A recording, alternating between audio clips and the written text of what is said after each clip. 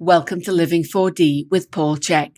Today's guest is founder, president, and CEO of American Aries Inc., Dimitry Serov, who is talking with Paul about electromagnetic frequency hazards. If you enjoyed today's episode, please consider leaving us a 5-star rating and a warm review at the top of the show page on Spotify or at the bottom of the show page if you are listening on Apple Podcast. Your opinions matter, and your ratings help us to grow and help more people to be healthy, find freedom of body and mind, and to live their dreams. And now, here is Paul with Dimitry. Hello, everybody. Welcome to Living 4D with Paul Chek. Today, we're going to talk about EMF hazards, a life or death situation. But my guest today is Dimitry Serov, president of Aries Tech, a company I've been associated with and using their products for a long time. I don't even remember how many years, honestly, but a quick introduction on that. And welcome, Dimitry. Thank you for being here. Thank you for having me. I spent 25 years on airplanes moving around the world constantly teaching with Penny. And I'm quite sensitive to electromagnetic fields. And I do a lot of inner work and healing work, so I'm very sensitive to subtle energies. And I can actually even feel a current flowing through a wire. And I found that I was just having the hardest time sleeping in hotels, and we were often, you know what it's like when you're moving constantly. I'm on sometimes seminar tours where I've done 47 presentations in 6 countries in 6 weeks. So I'm like hopping from time zone to time zone, and sometimes traveling all the way across the world. And I got to the point where I just didn't know what time of day it was anymore. And I felt like my body was confused. And so I started looking into things that could protect me and maybe enhance my ability to recover and travel. And somehow I came across Aries Tech. Now, this is many years ago now. I can't remember how long. Probably your first generation products. I think it's somewhere about 2016, Maybe somewhere around that time. I think that's when we first seen you using it. See, I was using them privately before you guys would have known about me, though, because I had them a lot longer than that. How long have they been on the market? We brought them into the market first in 2013. This is the very first generation of our first microchip that was... It shares the same technology today, but we went far further away from the original product to what we have right now. Yeah. So I remember having the first card that looks like a credit card. I had one of the chips for my phone or for computers.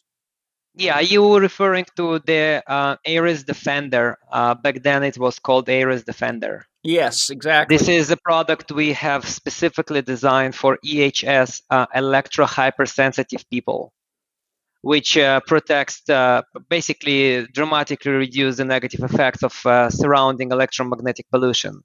It's not a type of product you install on your electronic devices. It's a product that you carry on your person or with you. And back then, it was very effective, and the effective range was somewhere about 1.5 meters in diameter.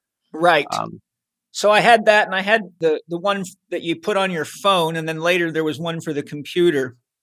I think I put a computer one on my phone is what I did originally. It was a bigger one. which is fine. Yeah, that there is no difference. The only difference is that the one that was designed for a cell phone specifically had a special protection layer, like a silicone, like resin, to because people drop their phones constantly and they go in and out the pocket all the time, just to protect it.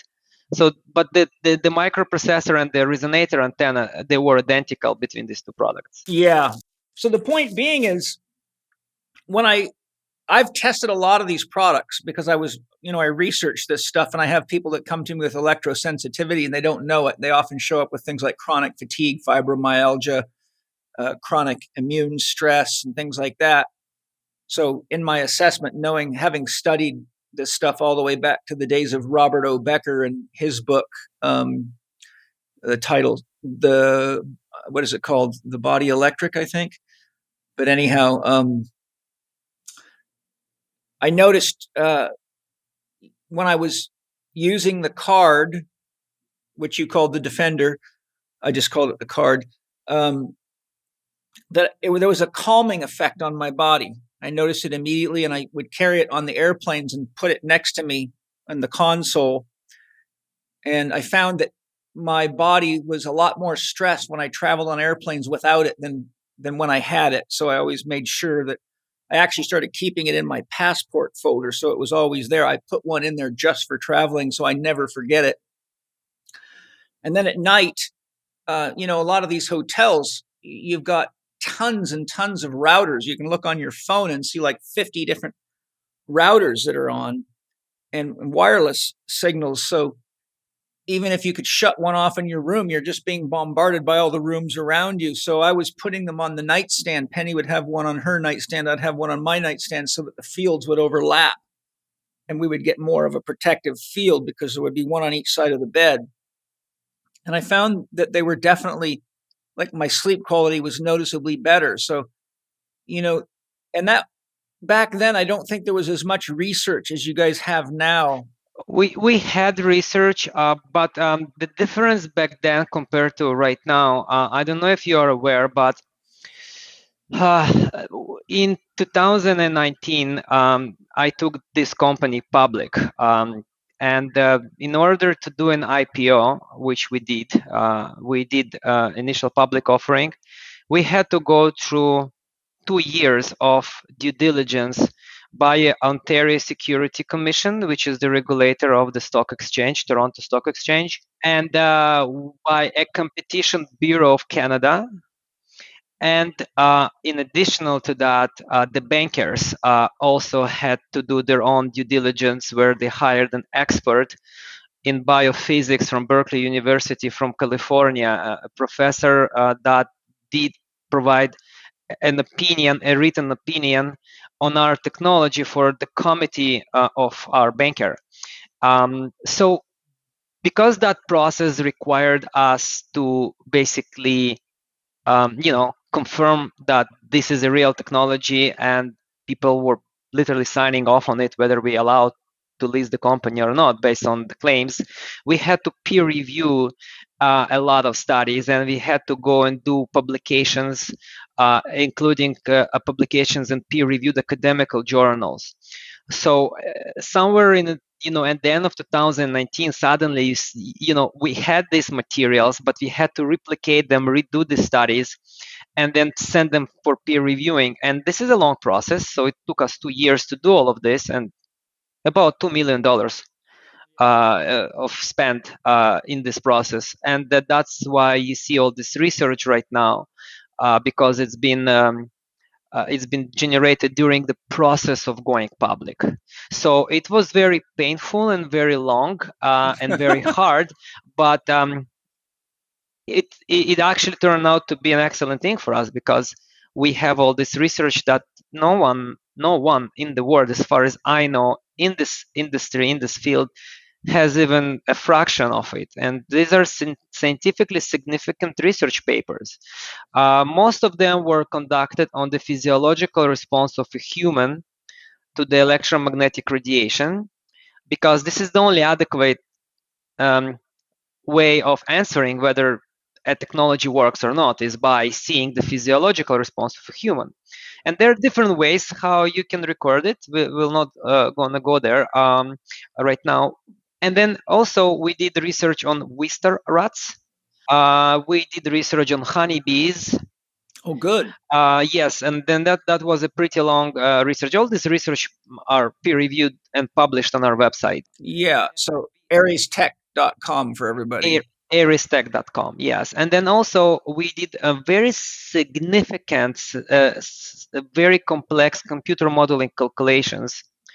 I'm talking about, 500-600 of computer hours and supercomputers that we can use, not supercomputers that There are a few of them in the world, but significant working stations running for 500-600 computer hours, calculating and making a computer model calculation just to show the physics behind the process of these semiconductors, the circular diffraction lattice that we etched. It's a nanostructure. For example, the current live tune personal, it's what replaced the product that you're referring to, the Ares Defender. It has 2,200,000 circular resonators etched on a silicon chip with channels of 0.2, exactly 0.2 nanometers etching. So if you look on it and you play with the light, you see like a hologram kind of hovering over. So this is basically you're looking at the quantum field hovering over, because it acts like so on the surface of this chip you have a circular etchings. This is the main working component. It's a specially designed nano-circular lattice that we etch on the semiconductor. So the etching channels are 0.2 nanometers, which is absolutely the maximum you can the most dense amount you can use right now. These microprocessors are made in two companies. One is ON Semiconductor in Belgium, which is a massive semiconductor company, and the second one is even bigger in Shanghai called HH Gray, so massive semiconductor companies. So we did all this research and we published it. Right now it's all on the website.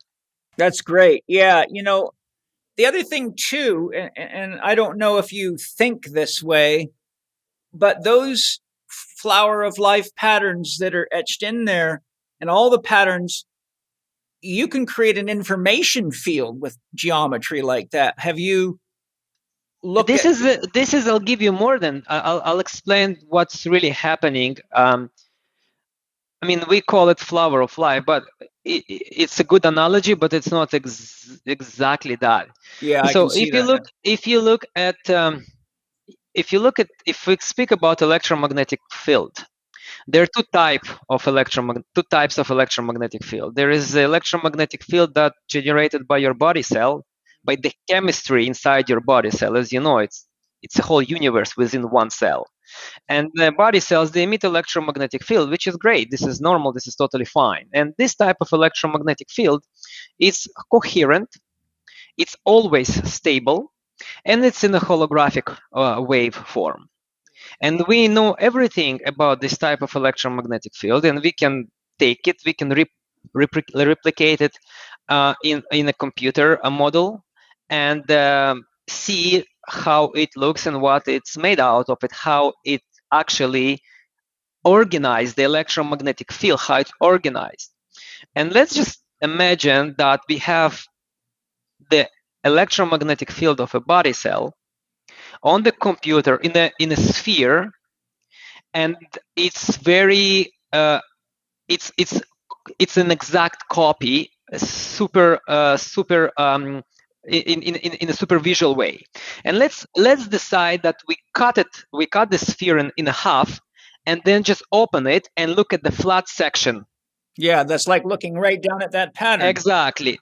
That flat section was literally taking and etched on a semiconductor silicon wafer.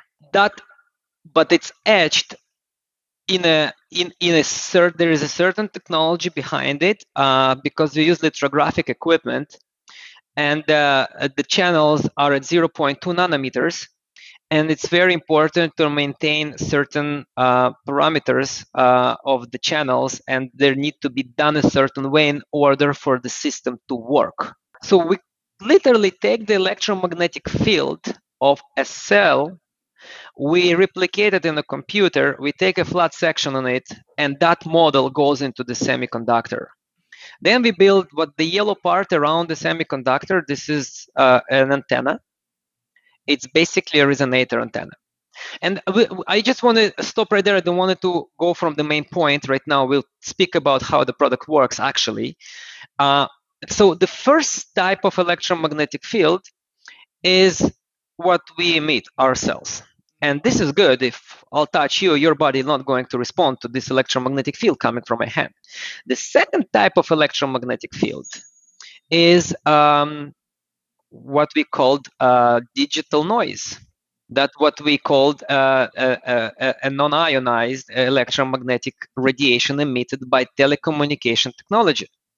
Cell phone, cordless phone, Wi-Fi routers, you name it, any equipment today. Yeah, even That wires. type of absolutely that type of electromagnetic field is the opposite of what's in our body cell. It's never stable, never, even for a millisecond. It's constant chaos, digital noise. It's not in a holographic waveform, it's in a spike-like waveform. And that type of electromagnetic field, when it interacts with the body cell, it influences it in a very negative way. So when we looked at when we were approaching this problem, and there could be many methods on solving this issue. This is our method. This is what we do. Okay, I'm not saying that this is the only one that is out there and that's the only one that works. But what we did, we basically realized that we need to take that chaotic electromagnetic field in a spike-like waveform, that digital noise, and diffract it. Because the very first thing that people think of when they think about the problem of electromagnetic radiation emitted by an electronic device is blocking it. And by blocking it, you did solve the problem, but you're going into a stone age. That phone never gonna ring again. That Wi-Fi router it's never like having gonna. That's a Faraday cage around your phone. It's a Faraday cage around your phone. And you know what? Some people may be fine with it, but 99% of the people, including myself, absolutely love technology. I think that technology is phenomenal and we should continue using it. So we said that we cannot block the electromagnetic field. That's not the point. And a lot of companies already doing that. We're not going to be there is no point even to exist.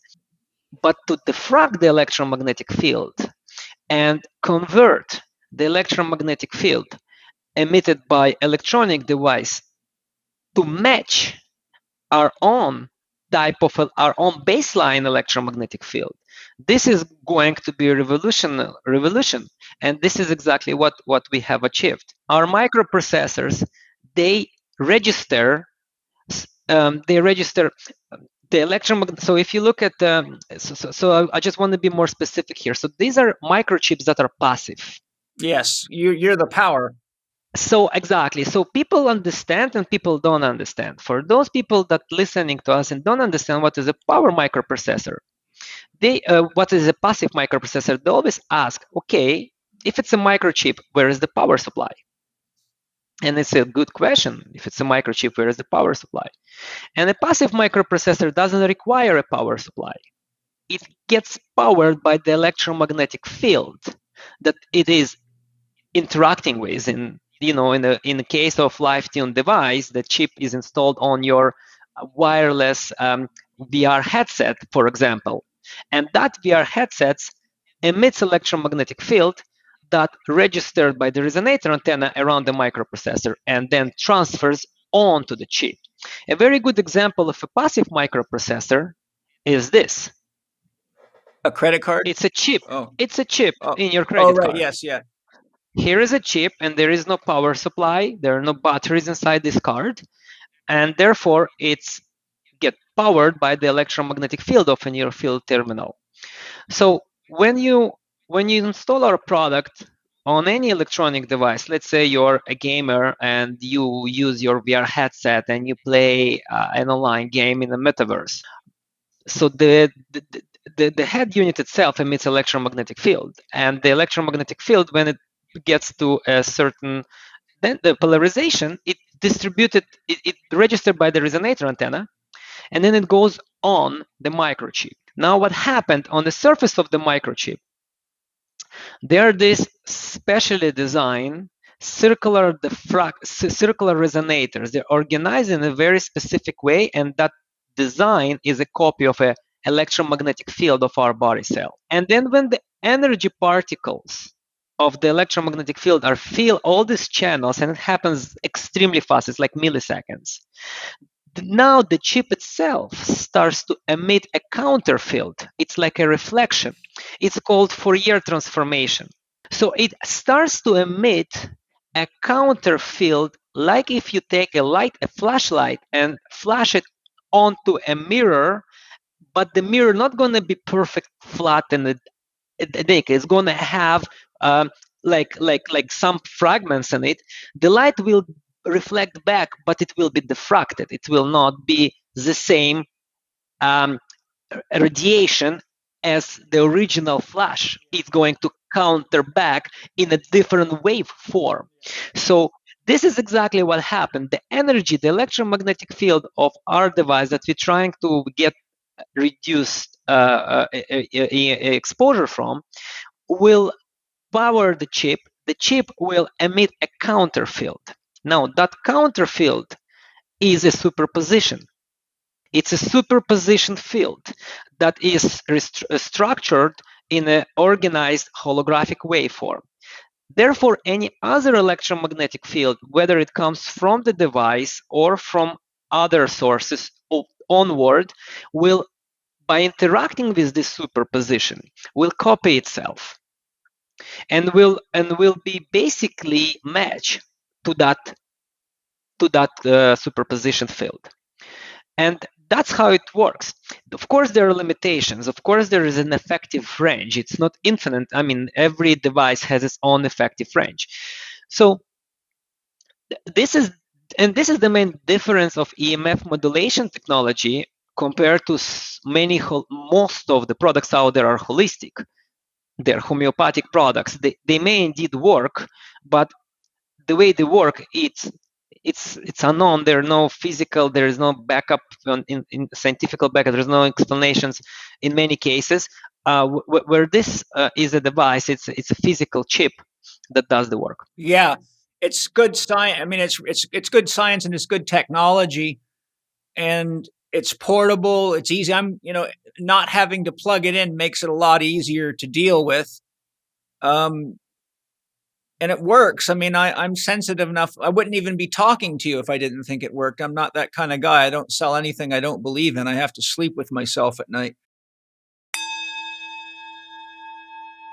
Hi, everybody. I'm very excited to share some big news with you today. This month, anyone with an internet connection will be able to learn my holistic system of exercise and conditioning. That's because we're finally putting one of my most important advanced training programs out to the digital world. That's Integrated Movement Science Level 1, which is now available online. IMS1 includes my physiological load assessment, postural assessments, stretching and mobility assessments, how to perform corrective mobilizations, instructions on improving stability, and a huge library of exercises, all of which are game changers for any practice. The physiological load assessment alone makes a huge difference in your client results and keeps them from getting injured and progressing more naturally and fully, which results in excellent walk-around marketing for you.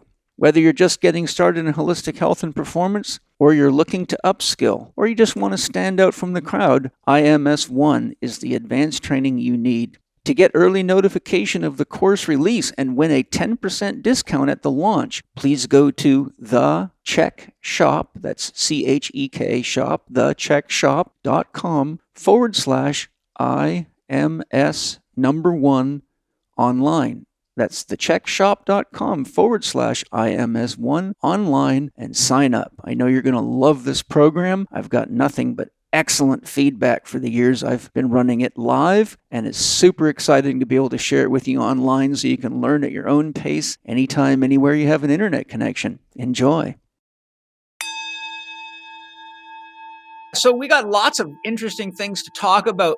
I think if we could just loop back, maybe just clarify for the listeners diffraction, because if people don't understand what that is, they'll probably be a bit lost.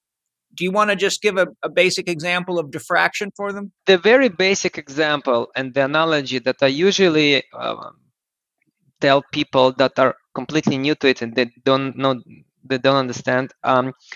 Let's imagine I have a water pipe, a straight pipe coming out of the ceiling. And I open up the faucet, and the water pours out of this pipe. And it goes into a straight line, basically Toward the straight, floor, gravity. towards the floor. And then let's say that let's say that this is the same thing as the EMF coming off your phone. Okay, so it's the original waveform, so it's original stream of water coming from the pipe. Now let's say that that type of water is painful. It hurts you when it hits you because it's concentrated, and when it hits your body, it's painful. And now we need to diffract it. We need to change it. So what we're gonna do, a diffraction in this case would be, we will take a nozzle. Me and you, we're gonna create a certain pattern design, and we will install it onto the pipe. And then when we open up the hole, this faucet, the water gonna come out of the same pipe, but it's now going to change its form. It's now not gonna come out in a straight line. It's gonna come out according our design that we have put on the head that we put into the onto that pipe.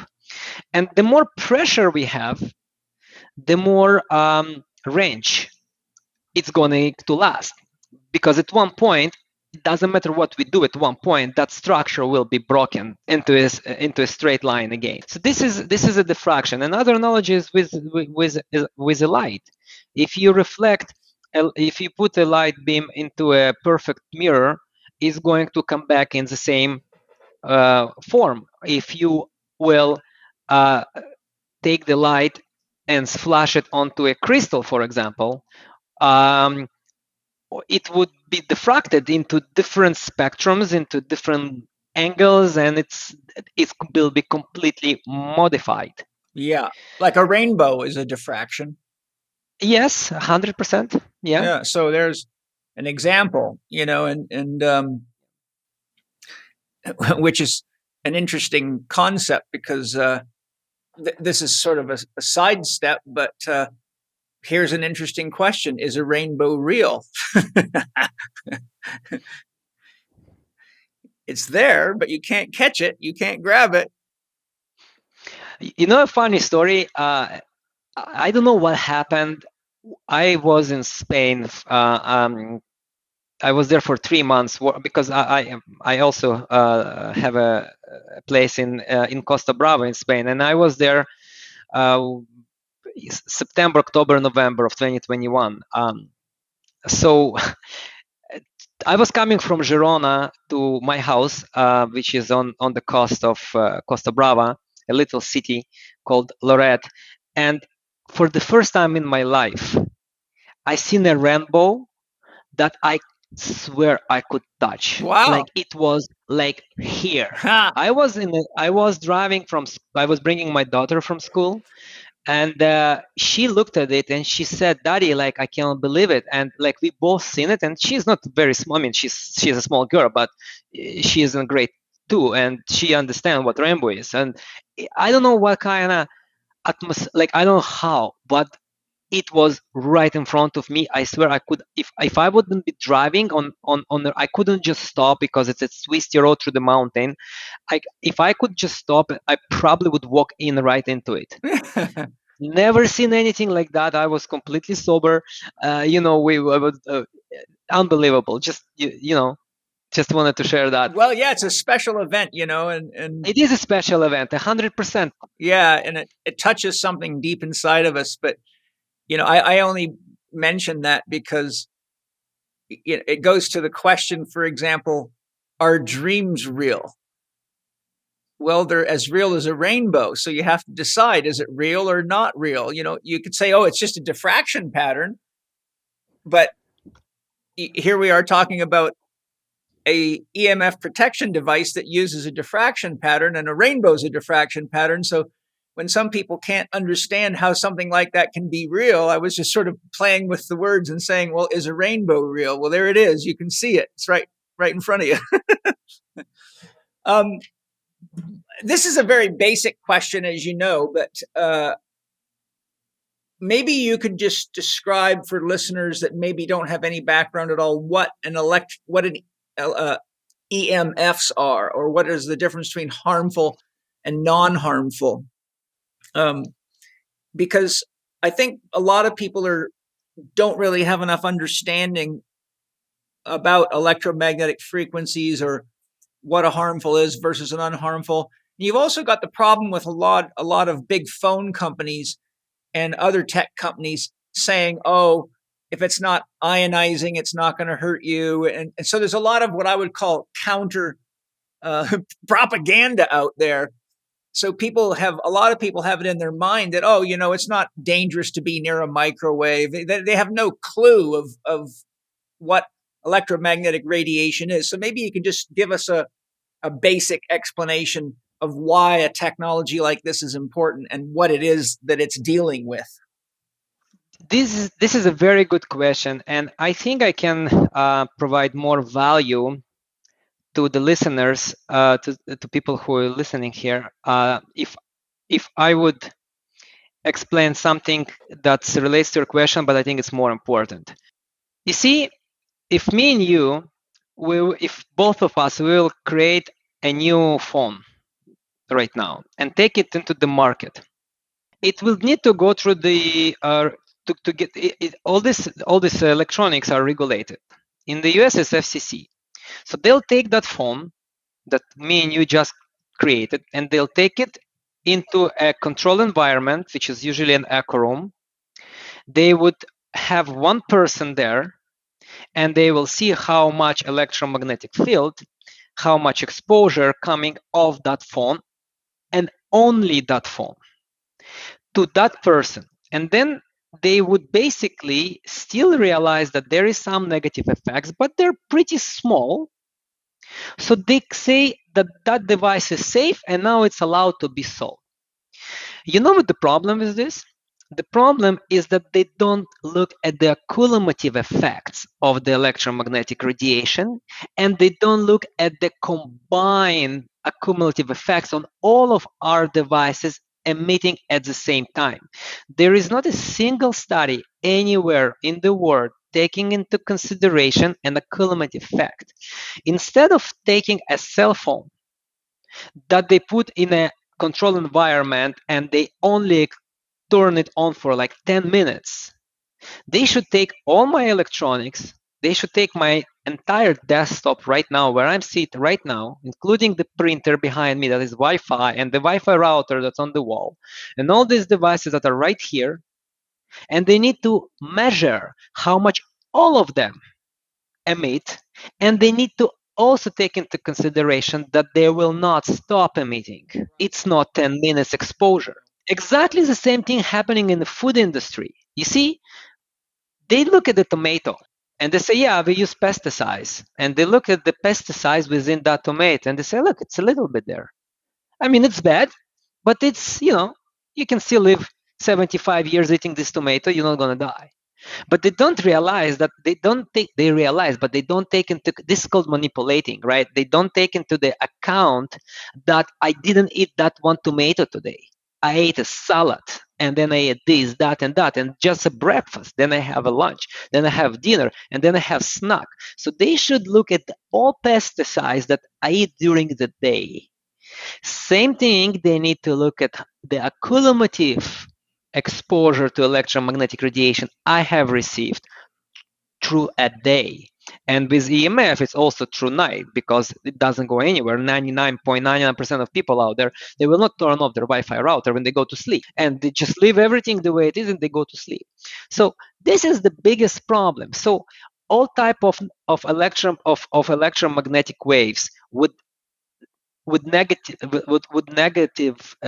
have a negative effect on you. And even the original research and the original, it's not even a research, the guidelines that we based out on, it's called Safety Code 6. These are regulations from mid-70s that never were changed. Back in mid-70s, they realized that people can get this much exposure and they call it a day. And ever since then, no one looked at it anymore. So we are still monitoring and regulating, how much exposure coming out of an electronic device, and we only looking at that they use it, that one device only. And this is what the biggest problem that people don't understand is the cumulative effect that creates a massive problems eventually. Yes.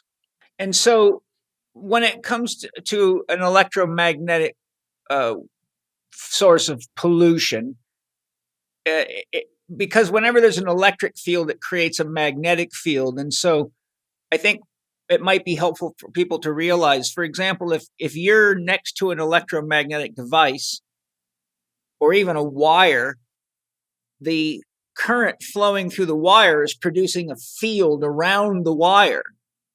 So one of the ways I describe it to people is I say to them, have you ever had a sweater come out of the dryer that's full of a static electricity?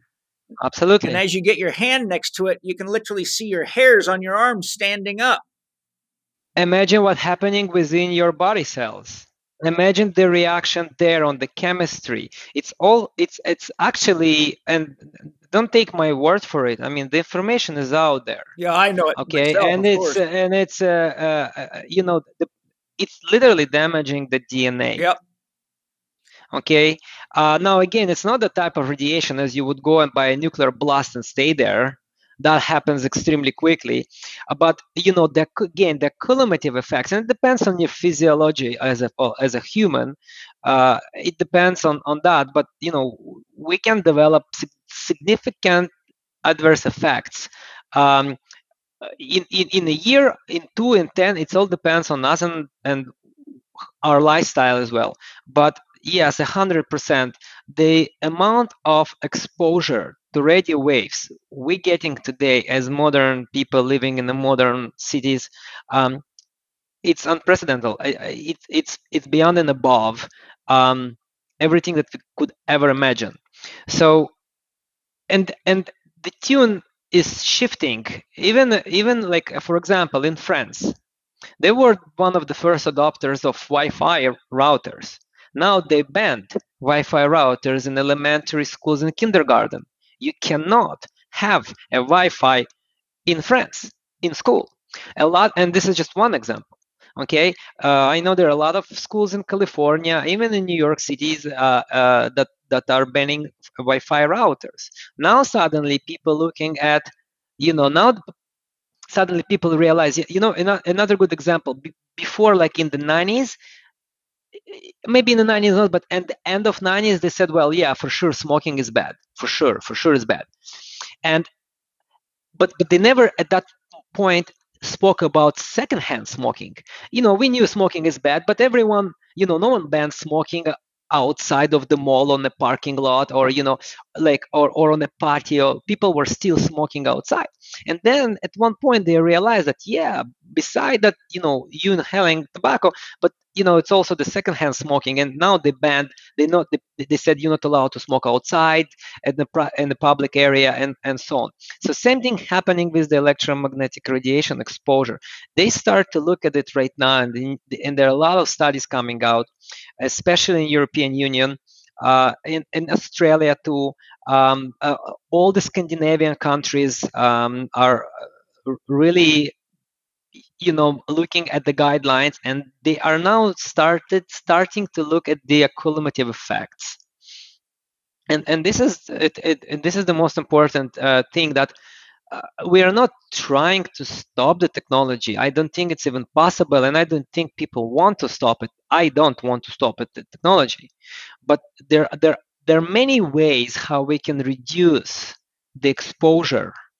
We can do certain things ourselves, and then we can put pressure onto the manufacturers of this technology to develop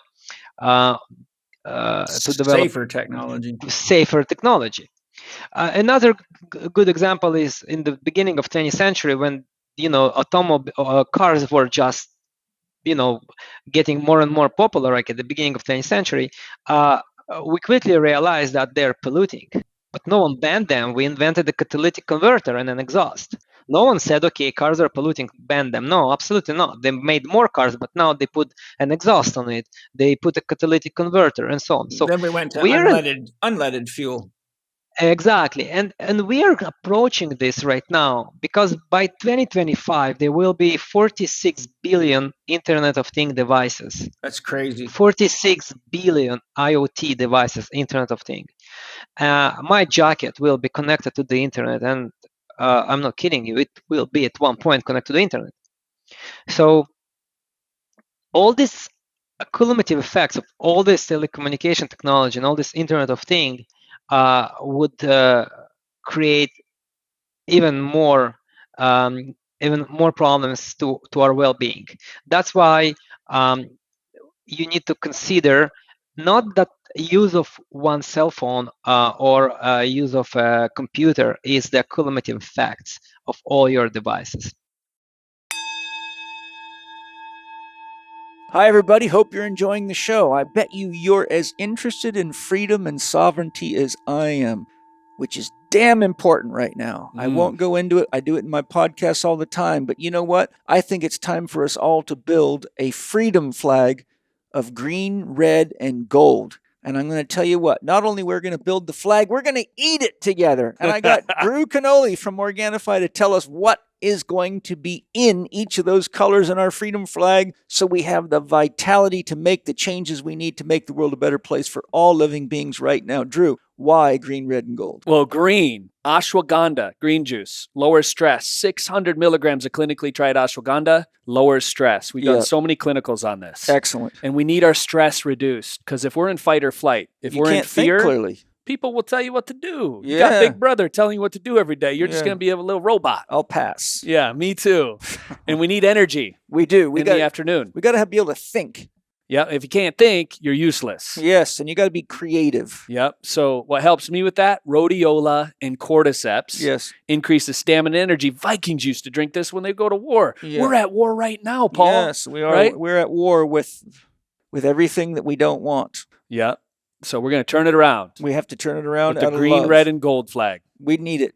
And Yep. we can eat it too. And another thing that's important, so we covered stress. Yep. We covered energy. Yeah. What's actually really important is sleep. Sleep Yeah. doctor. Yes. Right? Dr. Quiet. Dr. Quiet. People aren't sleeping these days. No, they're too disturbed jacked up. with all kinds of frequencies that are entering our multiverse. Yes. Right? So what helps us sleep? Turkey tail, reishi, turmeric latte. It tastes amazing right before bed. So all day long, this is the system. It's the sunrise to sunset system. Green in the morning, red in the afternoon, gold at night. Yep. You sleep like a babe. You have more energy than you've ever had. And So- you will lower your stress. Green wakes you up, red keeps you going, and gold puts you to bed so that you wake up with a fresh head. And you can be, I love that. And you can be free.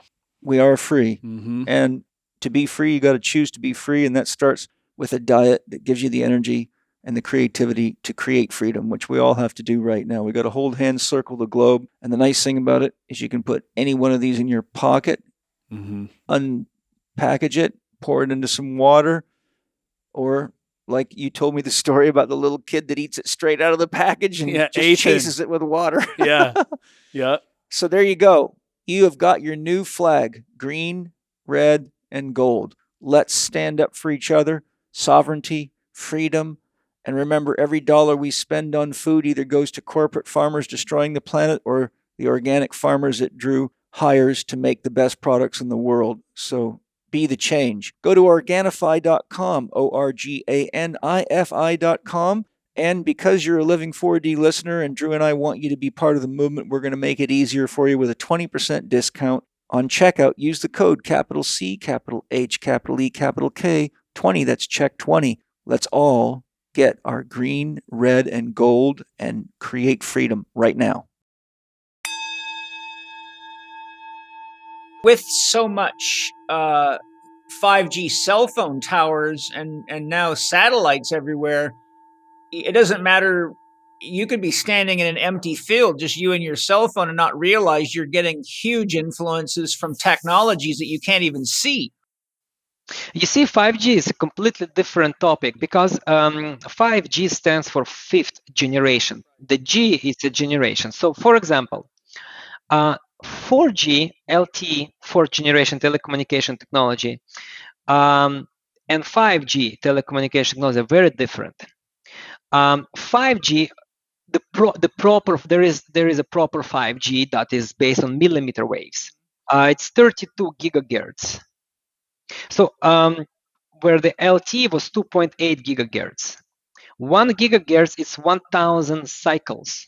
So if you look at the flat lake and you throw a stone, you're going to see circles coming out. So 2.8 gigahertz is 2,800 cycles coming out of that stone. So these are Waves. the cycles. Yeah. A minute. Yeah. Isn't it? Okay. It's a second. Sorry, a second. second. Absolutely, a second. Now 5G is 32,000. So you're going from 2.8 2,800 cycles of exposure per second to 32,000 cycles of exposure per second. So it's more than 10x. But that's not the main problem. The main problem is that you see millimeter waves, as much as they can transfer so much information, but they're not able to go long distance. So what they're doing before the LTE, you would have this, you will see this antennas, the antennas, and they could spread them in a city, and they can be like 20, 25 kilometers away of each other, and you will still be in a grid. The millimeter waves, they're not traveling further than 400 feet. Even 3 crown affects it.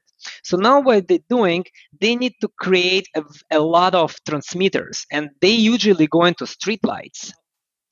Okay, so as you go and you walk in the middle of the, downtown, like I live in Toronto, you walk downtown Toronto, you see the street lights left and right. So they put them one yes, one no, one yes, one no, and alternatively on the other side, one yes, one no. So the idea is that with 4G, let's say you had, for example, in Toronto, in the city of Toronto, you had 10 antennas, and they would, create a network of 4G. But with 5G, they need to have 40,000, maybe 100,000 transmitters in the same city. They're going everywhere, and they don't look like your, this antenna tower that we see everywhere. The 5G transmitters, they don't look anything like that. You don't even see them. They're tiny little modules that, again, they put them literally in a box of the street light, and they're just everywhere. So what's going to happen? You will always be in a very, very close proximity to the source of electromagnetic exposure. Where with LTE, you can dump your phone. Let's say you don't use any technology and you just walk in the city and you get exposure, but the source is far away. It could be 10 kilometers away from you. It could be further than that. 5G is not like that. 5G, if you see 5G on your device, if you connect it to 5G and it's a proper 5G millimeter wave, you know that you are very close to the source. Yeah, the sad thing, we live on top of a mountain, probably an hour's drive out of San Diego, and I'm super sensitive. When they installed 5G at our previous house in Vista, where we had 3/4 of an acre, it's everyone has a big space. It's not a cramped up place. But they installed 5G down there, and I could not sleep. It was like I was being buzzed by a microwave. The high energy that comes off a microwave oven, and I could not wait to get out of there. But now that they've launched all these satellites intermittently, now all of a sudden I'll get 5G on my phone, and then it'll disappear. So I know it's because the satellite's moving around. But they're, as you know, they're in the amazing book, The Invisible Rainbow by Arthur Furstenberg, which is probably the most comprehensive book on all these issues ever published. He said at the time of that book, they were planning to launch 42,000 5G satellites, but I've heard estimates up to 62,000 now. Have you got any insight on that? Well, I don't have the insight, absolutely not. But you see, besides satellites, they're all, forget about satellites, for example. Look at that, as I just explained, never mind satellites, but you also have these transmitters everywhere. And then every device that you have connected acts as a retransmitter. It retransmits. So you may have, so look at this for a second. Let's say you live in a big farm and you have a 4G antenna 10 kilometers away from you. But then you have a Wi-Fi router, you have a cable that brings internet to that Wi-Fi router. Then that Wi-Fi router retransmit the EMF to all other devices that are connected, and everyone acts as a retransmitter. So it's really creates a grid of radio waves. It's all radio waves at the end of the day, right? But it's so dense now. And the carrying wave, no one asks these questions, but how, before when cell phone were just came up to the market, I remember I was only allowed to type an SMS of like 30 character, like 30 letters SMS. Why? Because the carrying wave couldn't carry more than that. bandwidth, the carrying couldn't carry more than that. Right now, I'm taking a high definition, like HDR video with my iPhone, like 2 minutes of my son playing, and I send it to my mom, and she could be like, I don't know, on another side of the planet, and she gets it like in a second. Can you imagine what kind of energy behind it? Taking that information, if I just need to like how does it happen? So and it's not just my SMS. I mean, there are millions and millions of things happening at the same time. So we live in a very polluted digital noise, and there are ways to reduce exposure, and there are ways to make this safe. And I don't think we need to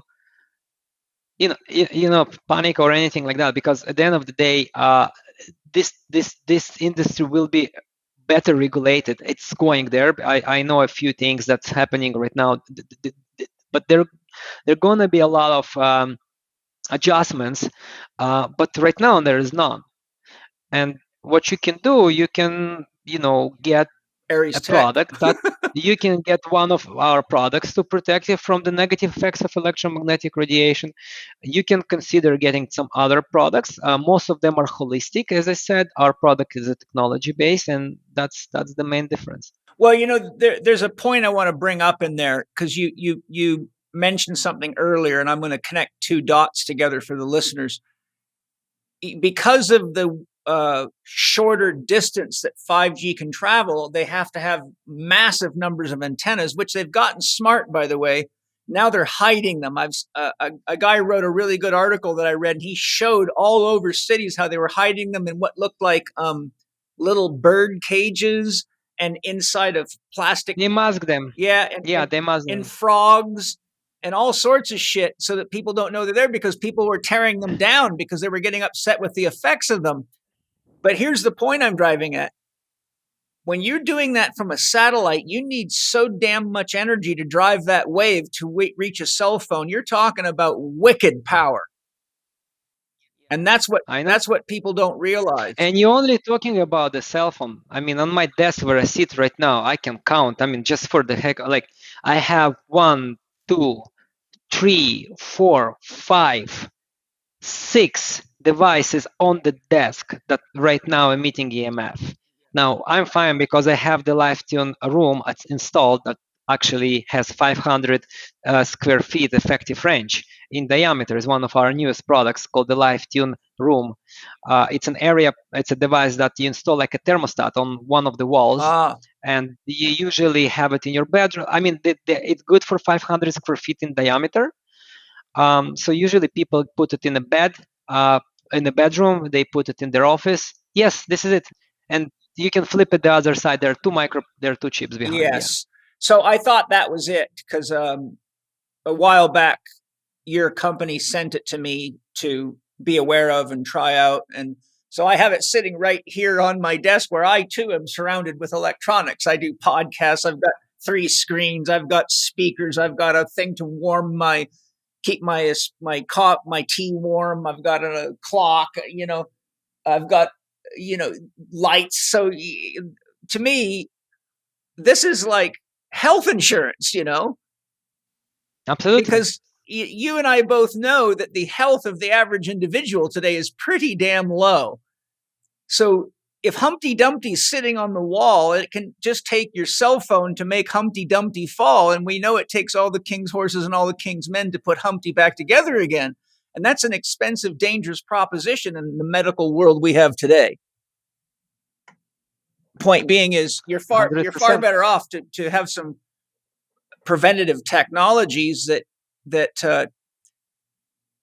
save you from going from feeling fine one day to not knowing why you've got a headache all the time, or you got ringing in your ears, or your vision's blurry, or your back's aching, or your this or your that's going off. Because I've had a string of patients as long as you can think of come to me that have all these multiple diagnoses.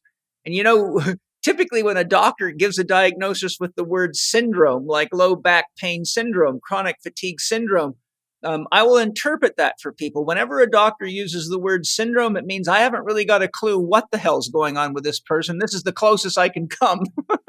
Actually talking about EHS, electrohypersensitivity, do you know that EHS is a disease in Sweden, Norway, Denmark, Finland, in some other European countries? It's a disease, and it is an allergy in US. It's funny, right? It's an allergy in US, but it's a disease in other countries. Yes, and here's the other thing about that, and I'm glad you mentioned that because I want to bring a point up. People that are electrosensitive are often people that are finely tuned to subtle energies. They're the people that walk into nature and have experiences that can be mystical and profound, because just like your card puts off a holographic image, the whole of nature is a living holographic product. It's a hollow movement, according to David Bohm's quantum physics. So the point I'm driving at is we are actually labeling people who are so finely tuned that they're sensitive to things that other people are not sensitive to, as though they're pathologic, when in actual fact, if they were writing down their mystical experiences, they might be celebrated like mystics are.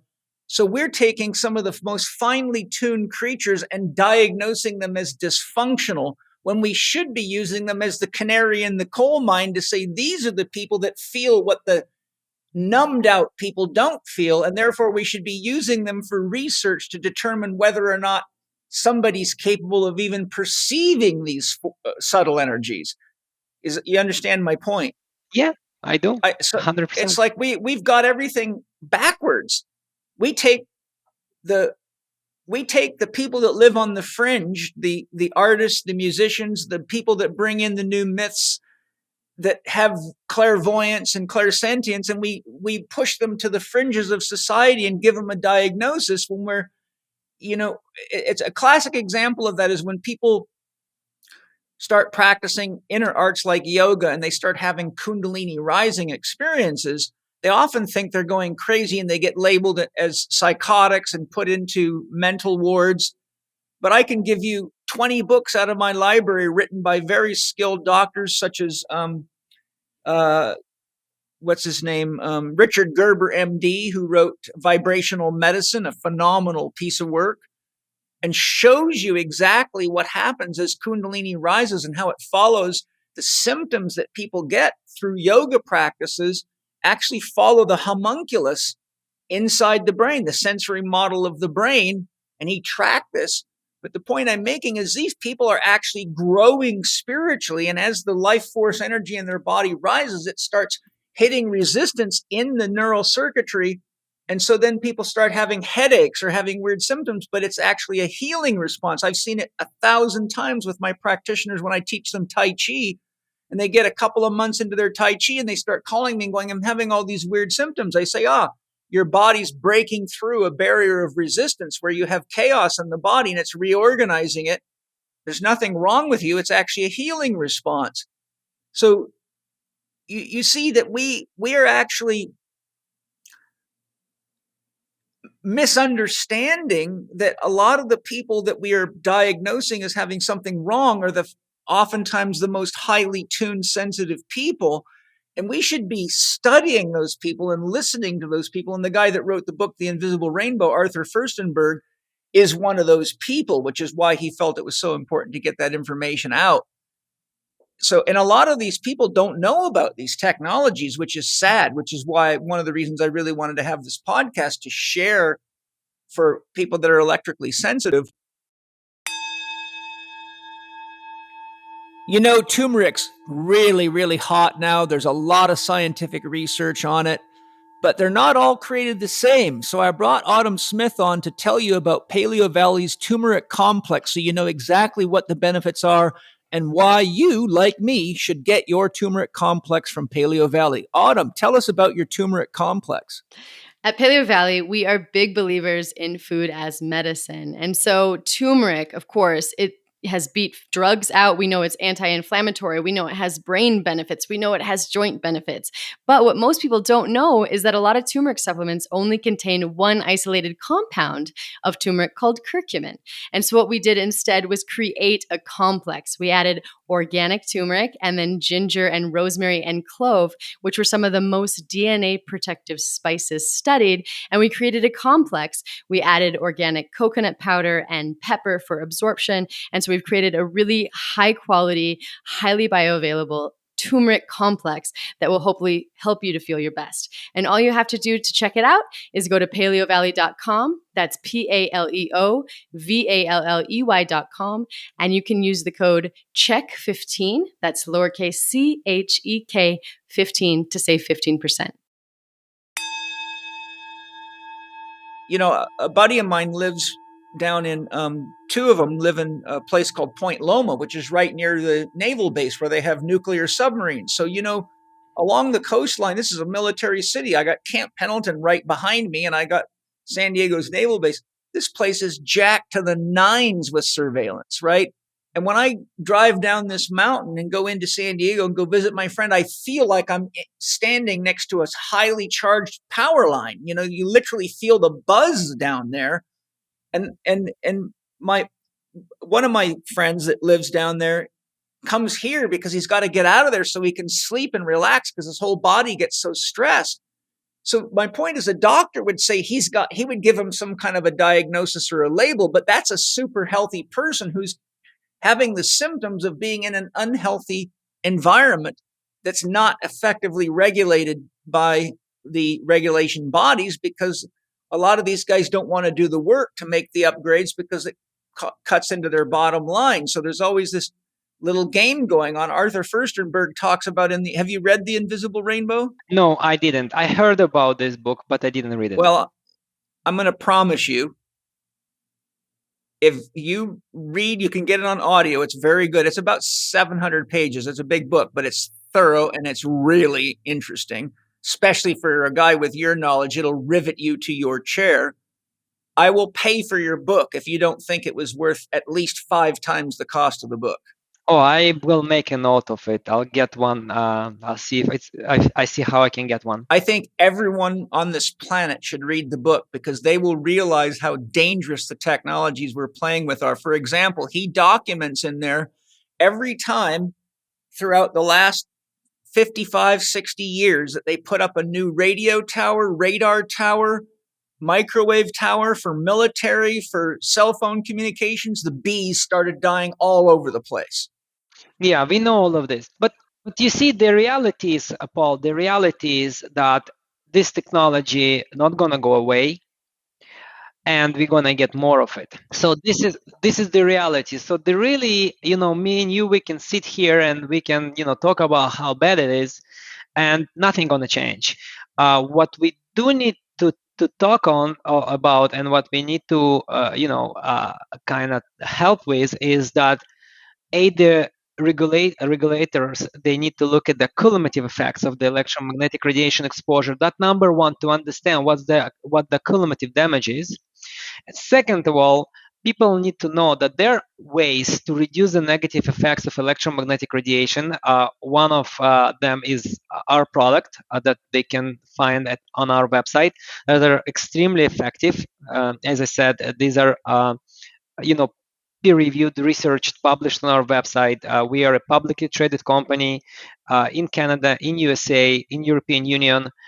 We are probably the only company that have scientifically significant research paper confirming the effectiveness of the product, and they've been validated by, as I said, the process of going public. We went through all kind of due diligence on the technology by all the regulators in Canada, and I think they're one of the toughest in the world.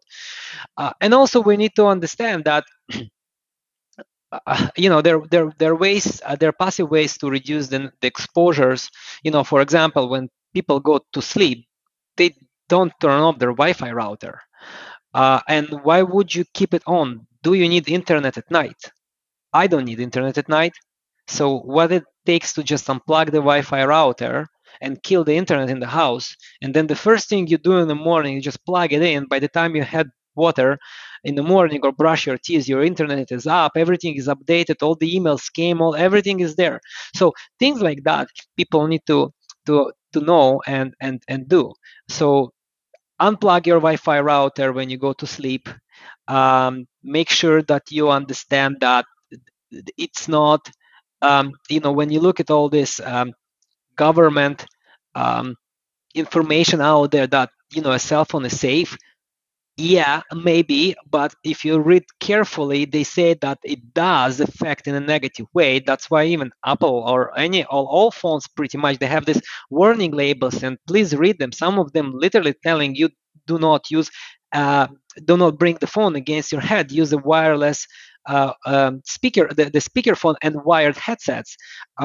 Some of them say that keep the phone even on a standby, keep it away from your body, 1.5 centimeters away from your body, and things like that.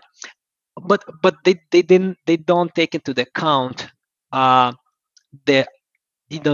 we all have 5, 6, 7 devices on us at any given moment, and this is what's important for people to know. Well, it is, and I think there's two concerns. One that we haven't talked about, but if we just, everything you're saying is true, but the reality of it is that people used to smoke a lot of cigarettes, but when there was enough science showing conclusively that it was causing lung cancer, then the regulators had to step in and do things like put filters on cigarettes and so on and so forth. This is exactly what's going to happen with EMF. There will come to a point when they will, I don't want to go deep into this, but there are a few things happening right now, including United Nations and some of, basically there is an alarm right now. Everyone starts to realize, and it's all happened with the 5G rollout, that, hey, you know what? We are not looking at the picture from the right angle. We're taking one device only and see how much exposure people get from that device. And it does give you some negative effects, but very small. And, over a lifespan of a healthy human, that's not a big deal. So it's allowed. As I said, pesticides are the same thing. They look at the tomato, they see that there's some pesticides inside, and they see how much pesticides in the tomato, and they say, well, if you eat that much as a human weighing 190 pounds, you will be fine. But they didn't realize that it's not just one tomato a day you eat many things that have pesticides. So this is going to change. They're starting to look at these cumulative effects right now, and I hope that there will be some regulations coming in place, and that's why we are working so hard to become a household brand for everything to do with electromagnetic radiation protection, because we're also planning on the microprocessor. We're planning to offer them as an OEM application as well. What's that mean? That means that we can supply our microprocessors to companies that manufacture electronics, where they can put them in. Oh, good. Yeah. See, that's the kind of stuff that we need to start doing. There's a lot of things I have to say about this whole thing, but I want to get to a lot of our other things. But maybe sometime in a private conversation we can talk about it. But one of the key points. And the reason I keep bringing up Arthur Furstenberg's book and many podcasts is because people are so uneducated. They don't actually have a clue what's happening around them. It's usually only the people that get sick that start looking into it, that start putting pressure on regulatory agencies. But waiting till you're sick to be proactive is not very proactive. And so when people read or listen to Arthur Furstenberg's book, which is loaded with science and goes all the way back to the beginning of the electrical era in the 1700s with static electricity, and you see the documentation, it's pretty riveting. And I've seen research, and Arthur Furstenberg talks about this, and I've seen lots of pictures of this showing, for example, there was a place, I think it was in Germany, where forest rangers noticed that the trees on one side of this mountain were all basically dying. And so through investigations, they tracked it right to a radar station. And then later, when the radar station was shut down because the military moved to another location, all the trees started to grow back. So my point with the regulation of technology is we've got to be careful that we don't wait so long that we create a catastrophe in nature that's a lot more dangerous in its effects and almost potentially hard to fix than regulating technologies. And like you say, in the meantime, we've got to protect ourselves as effectively as possible, because the number of inputs into our physiological space is now so high that it's even a threat to a healthy person, and because it's accumulative, you can be lifting weights and living a healthy life, but 3 or 4 years later, all of a sudden you've got these weird problems, but you don't realize it's the accumulative effect of years of exposure. No, people don't realize why they have them. And you see, most of like your family physician would never point that, you could have these issues because of a lot of exposure to radio wave, because in his books, all these radio waves are safe. Yeah. Now, the other thing we haven't talked about, but because it's becoming very big now, I think it's important, and that is the electromagnetic pollution in electric cars, because most of them have a motor driving each wheel, and those are powerful motors. 100%. 100%. I was about to mention that. By the way, the Live Tune Room, the device you have on your desk, is actually a fantastic product to use inside your vehicle. I have 2 electric cars. I actually this year in the end of 2021, I replaced my first car, and it's an electric vehicle. And then I got a second car replaced to an electric vehicle as well. Absolutely aware of that. These vehicles, they emit a tremendous amount of electromagnetic field. And me living in a city like Toronto, anywhere I go, it's an hour. Like if I need to do grocery, it's an hour. Like it's always an hour. So at least once a day for an hour, I'm sitting in this metal box that is, and all this EMF amplified inside the vehicle. 100%. You're absolutely right. So we have a product for that as well. Yeah. So that was my question. Is any of your products strong enough to protect? 100%. So the Live Tune Room, you could use it in the vehicle. It's actually designed for it. Oh, good. So that's for you listening, if you're driving an electric car and you don't have protection, you are in a sea of strong electromagnetic fields that are dangerous for your body. And so you've got the answer now, your Live Tune Aries Tech. Is it just called Live Tune? Is that the full name? Live Tune. So the new product lineup that was redesigned for 5G, we changed the names, and we updated the product, and with the product update we changed the names. So all the lineup called the Live Tune, and then we have 4 products. We have the Live Tune device, which is a chip that is designed to be installed on a source of emission. It's basically what you install on your Wi-Fi router, you install on your cell phone, on your cordless phone, on your baby monitor, you install it on your wireless headsets. So it's a little chip that you install on it. Second product called the Live Tune Room, which is an area protection. So with an effective range of 500 square feet in diameter, this is what you have.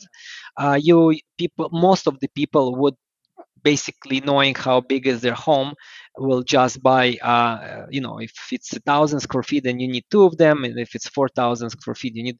But basically, you should have it in your bedroom. I have it in my living room. Most of the people will put it in the living room. My living room and kitchen is one area, so that would basically cover the entire area, living room and kitchen. And then I have one in my each car, in my each electric car. I just put it behind the sun visor.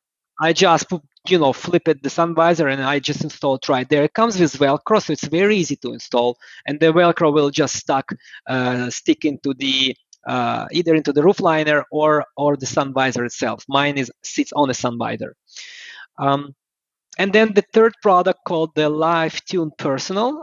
This device was specifically designed for EHS people, electro-hypersensitive people.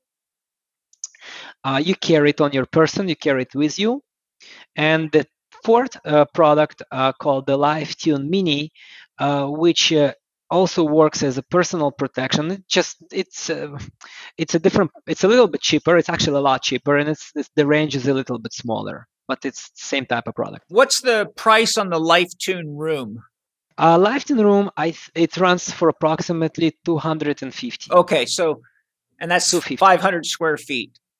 500 square feet in diameter, so it goes up and down, right? So if you live in like a sphere.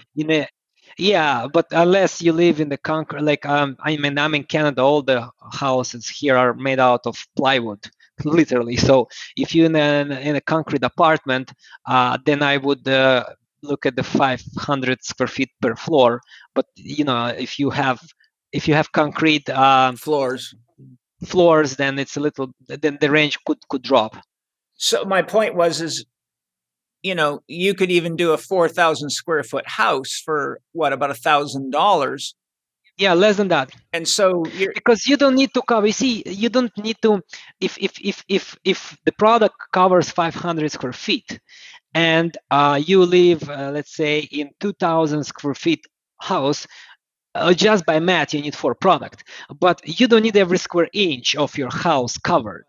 It's enough you put in your bedroom, in your living room, and in your office, for example. Yeah, where you're at. Exactly. There are a lot of places in my house where I don't even I just walk through and I never spend time there.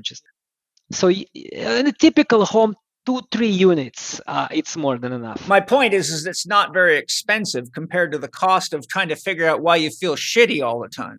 Absolutely not. The other thing too is that, and a lot of people aren't aware of this, that when you get one of the most common symptoms of electromagnetic pollution exposure is fatigue.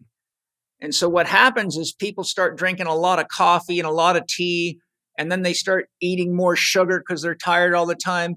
So the knock-on effect of not realizing what's making them tired is they start having all sorts of problems with addiction to caffeine and to sweets. Sugar is highly addictive. And so then their pH range gets all screwed up. They get too acidic. They're highly susceptible to fungal and parasite infections. And I can give you a whole series of knock-on effects. My point is that a lot of people are running around trying to get help for the symptoms of the things that the doctors recognize, but don't realize it's often because they're the knock-on effect of the fatigue that's being caused by something that they can address with a LiveTune or an Aries Tech product. If they had the protection, they wouldn't have the fatigue and they wouldn't have this constant urge to eat sweet stuff and try to artificially stimulate themselves. So as a holistic health practitioner, I'm always trying to show people, look, you're doing this because you're not realizing that this is the stressor. So this makes you feel better, but it comes at a cost. And then when that stops working, you have to take more of the drug or eat more of the sugar. So you're actually progressively degenerating all your health. And you've now spent $6,000 to $10,000 on doctors, which you could have spent $100 or $200 on a and you're device. never going to fix the problem. You're always going to stuck in this loop. And this is the problem of Western medicine in the first place. Many of you are aware of the importance of magnesium, but very few are aware that most of the magnesium products out there are not high quality and seldom do what they say they'll do on the bottle or the package. But Bioptimizers has produced the most comprehensive magnesium breakthrough product on the market. I've got Wade here to tell us a little bit about it. Wade, what makes your magnesium breakthrough product so unique?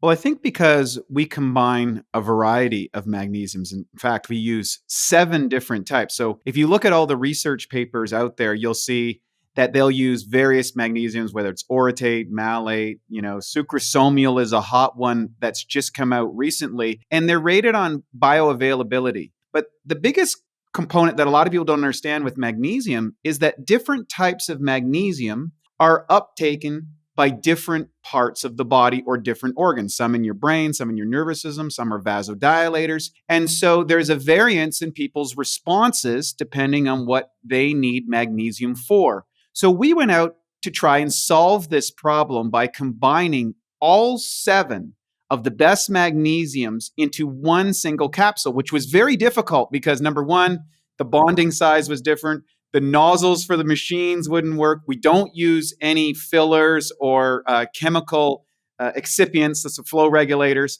And then we got them in the caps, and the caps rose. We had to do specialized caps. But when we solved all those problems and turned it out for ourselves, because we were tired of buying, I had a whole counter full of magnesiums. Well, guess what? A lot of people said this was the best magnesium product they've ever taken. And after being in this business for 18 years, it's quickly moved to our number 1 selling product in Bioptimizer history. What are just 2 or 3 things that magnesium is really supportive of? I know sleep challenges is one of them. What are some of the other key issues? Well, it acts as a down regulator for your nervous system to kind of help you relax and go into, out of fight or flight. And that's the biggest factor, especially today in a high blue light, electromagnetic frequency world that we find ourselves in, a high stimulus environment. It's also critical for vasodilation.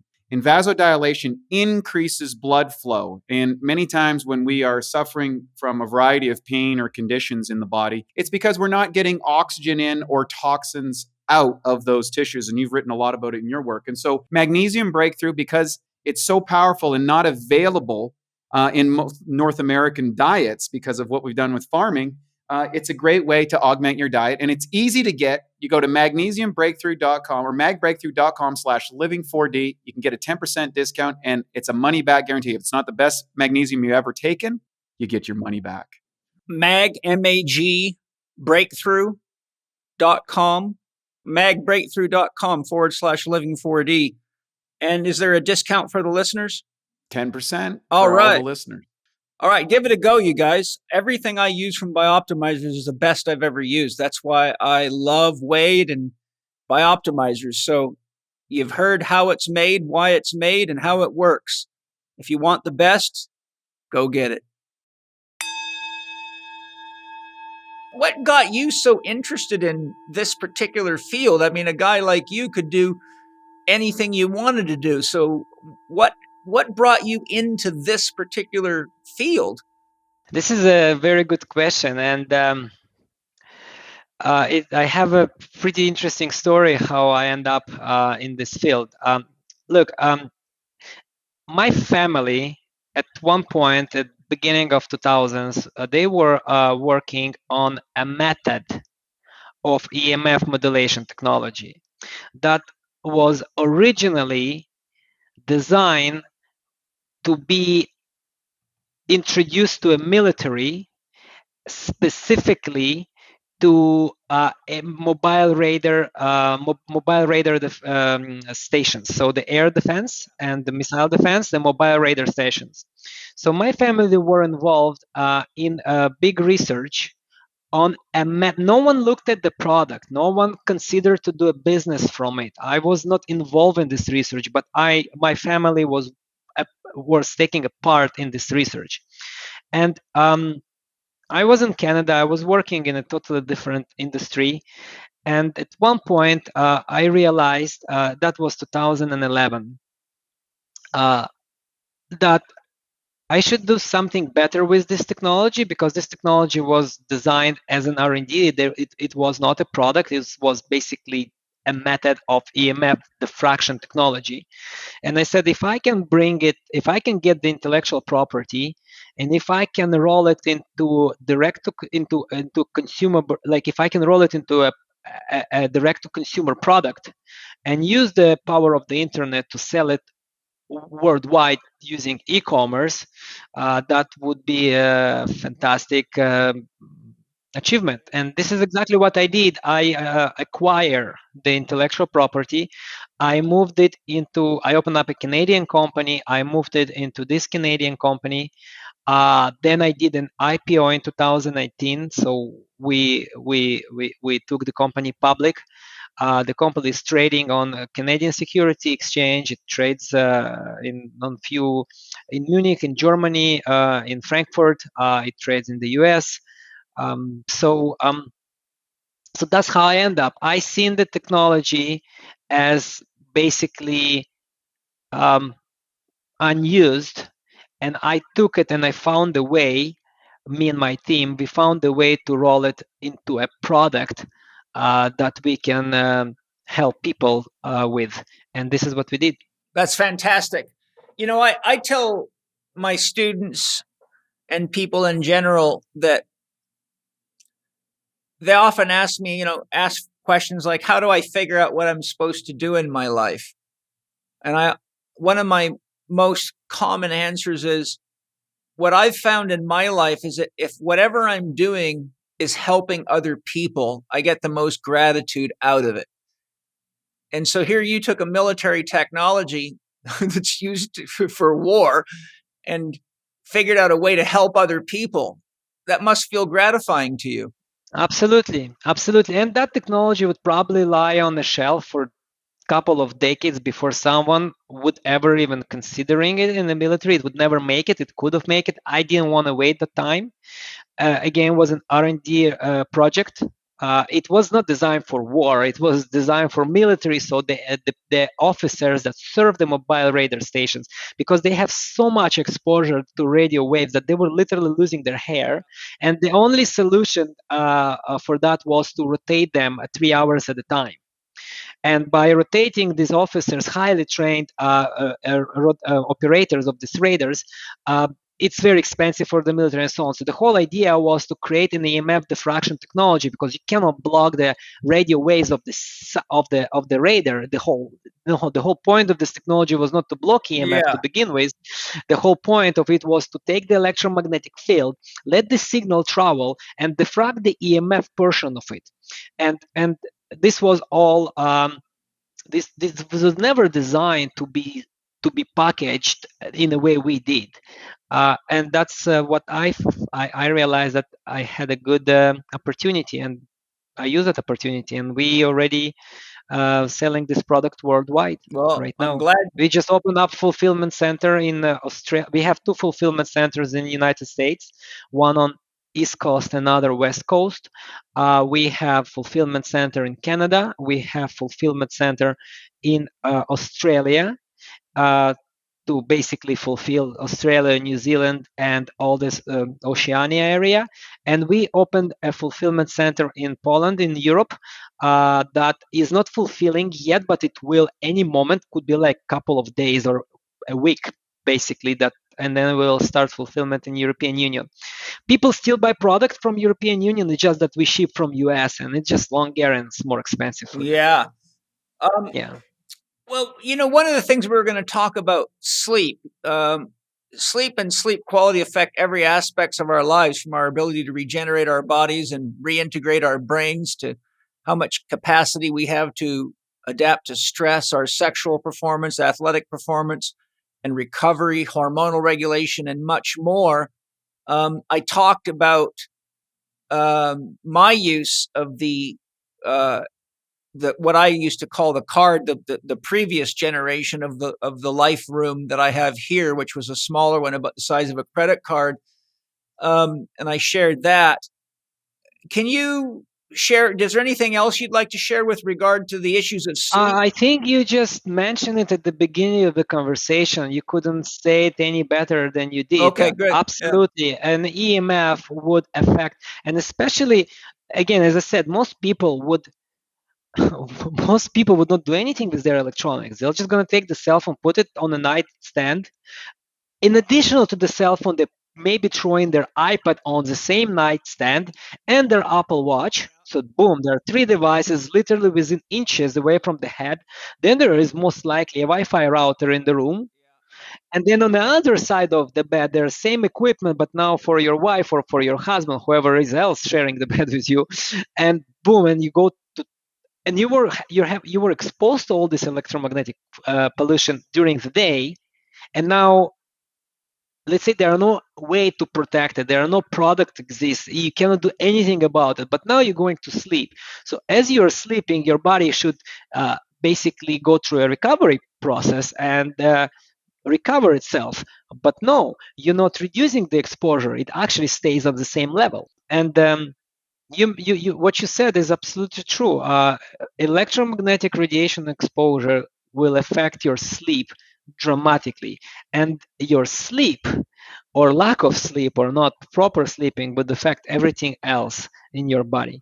One of the things is that we haven't talked about, but I think it's important because there's now so many houses that are called smart houses, where the whole environment of the house, you can talk and the windows go on, or the windows will open, the lights will Absolutely. go up, temperature.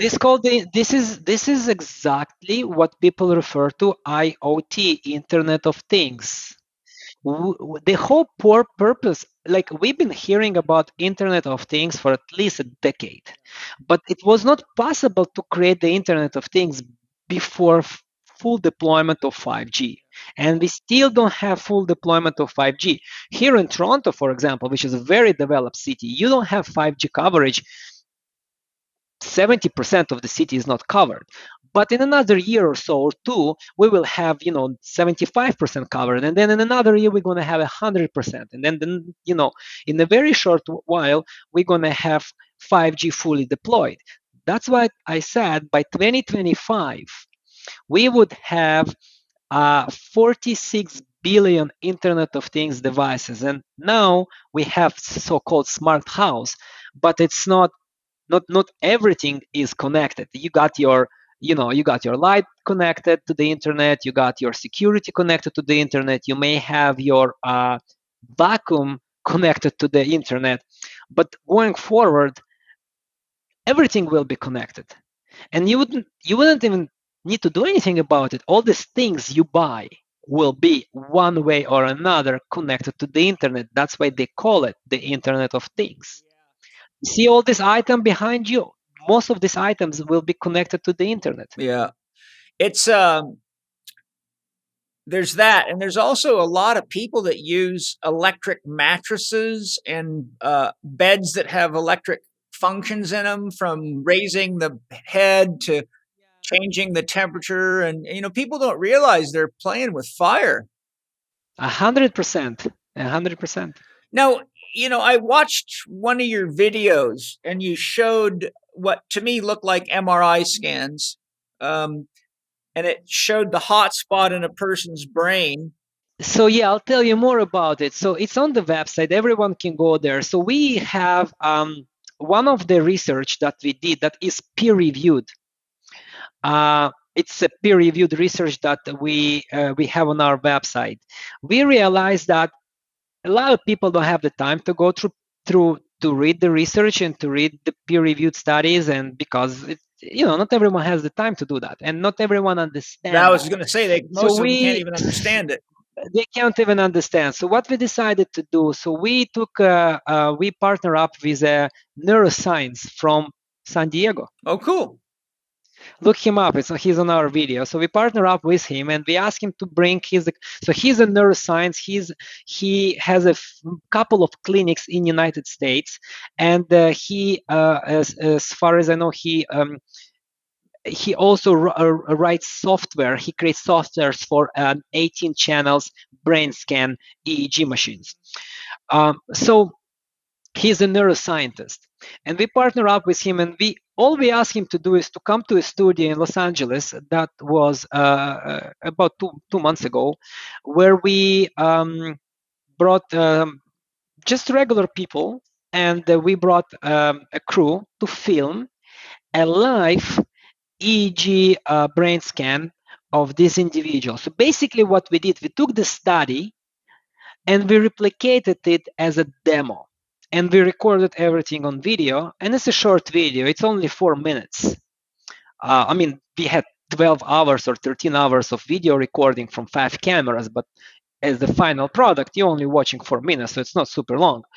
And we basically show our customers how the product works and what's happening without the protecting devices. So baseline EMF of a person that is not affected by EMF, then how that person would look like, what is his brain would look like with exposure. And again, we only took a gaming console with a VR headset, so that was one subject. Another subject had a cell phone, and some other common electronics were in that shoot.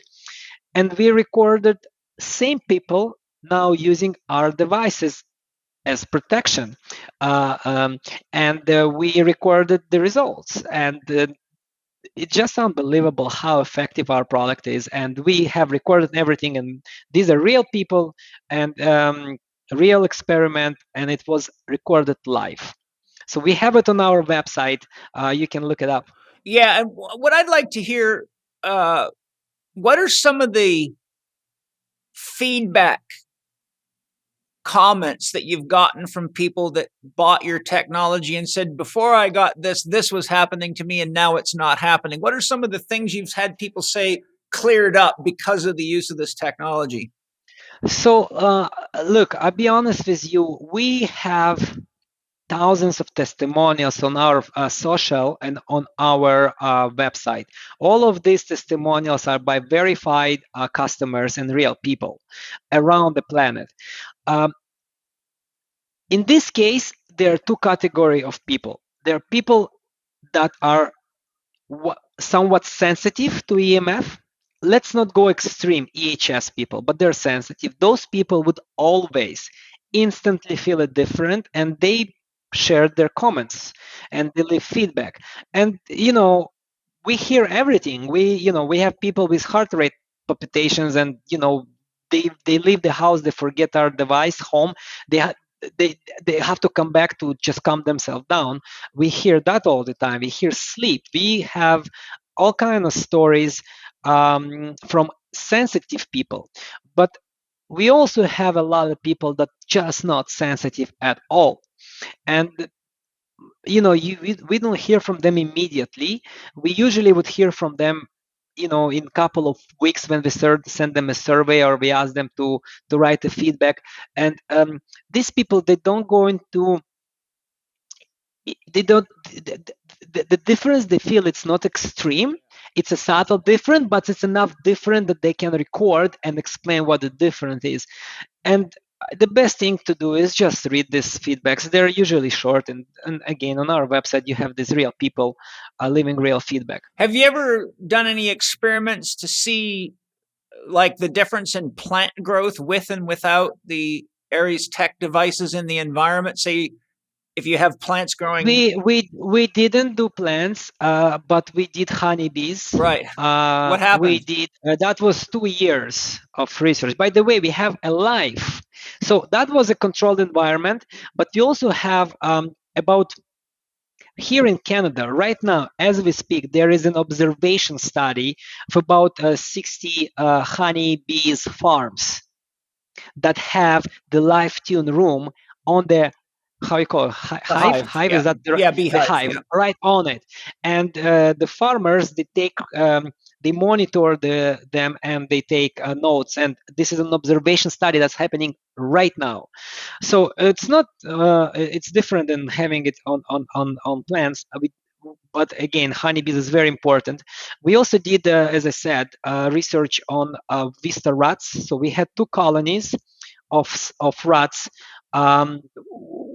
living in an environment, and we had a Wi-Fi router in their cages, and one cage had the live tune room in it, and another colony didn't have it. And then we were basically a couple of times a day would pick up that rat and take the measures and do take blood. All kind of things were happening, and we were recording the difference. This study as well is published on the website. we have live blood cells that we did.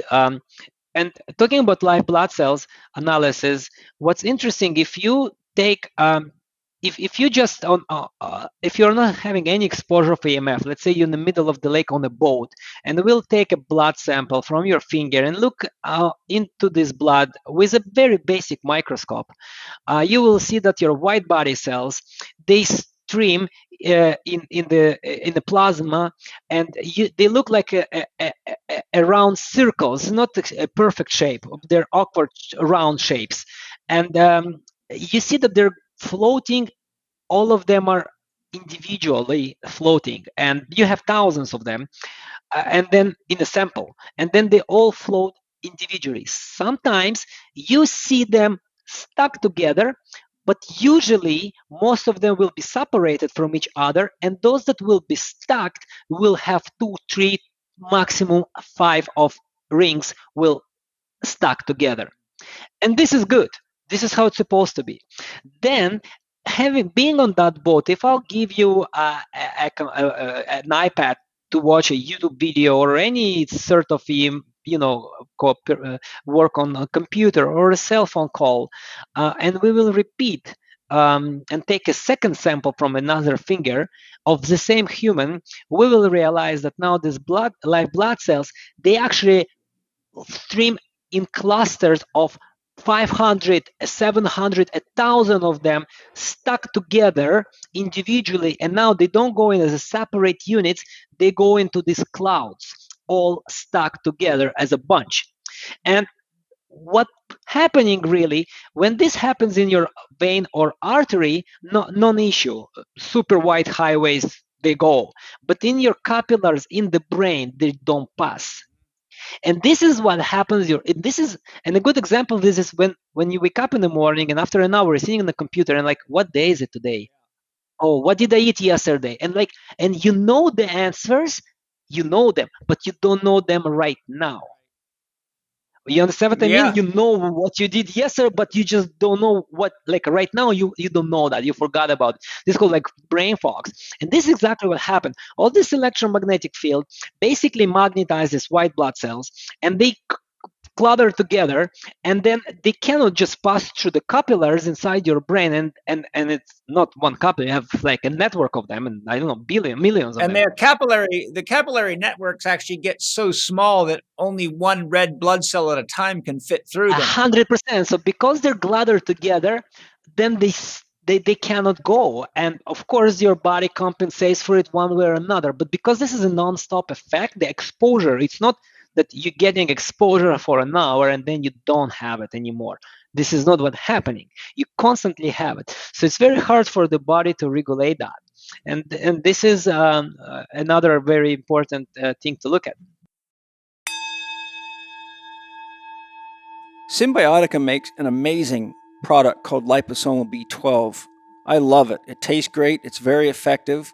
But I am not the technical engineer behind the genius of the product, and the man that is sitting right here. So Shervin, tell us what is unique about liposomal B12 and why should people consider using it? Well, I'd like to call it a much longer name, but in the I'm sure you could. Yeah, but at the scope of, having to label something, it's called liposomal B12, but in actuality, it's liposomal methylcobalamin and liposomal adenosylcobalamin, which are two forms of B12 that are readily usable by the body in terms of cellular energy and methylation. We also have L-methylfolate in there and vitamin B6 pyridoxine in combination with fulvic minerals, which actually push the vitamins to do their job. And, a lot of people talk about B12 being an energy producer, but it's not a stimulant. What it does is it cleans up the cell, allows the cell to properly methylate, which means cleansing the cell, which ultimately, when you cleanse the cell, you get more energy. So this formula, it being in liposomal form, is probably all of my top athletes' favorite product. And I use it every single day. And another thing that just really quick jump on is we have this whole thing with MTHFR gene mutation. Yeah. That's a big thing that everyone now is getting tested on.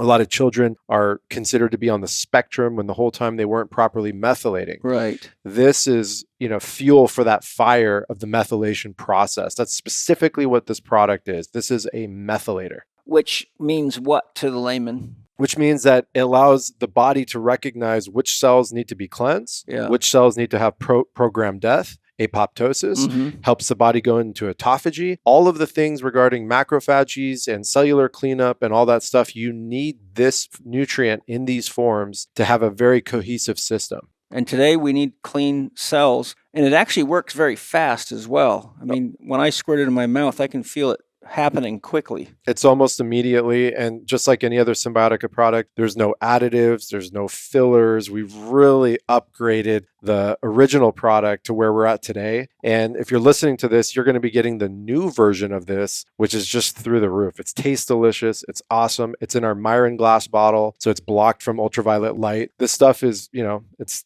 the best ever. Yeah, awesome. So if you want to get the world's greatest liposomal B12, go to Symbiotica.com, Symbiotika.com, and use the code CHEK15 on checkout.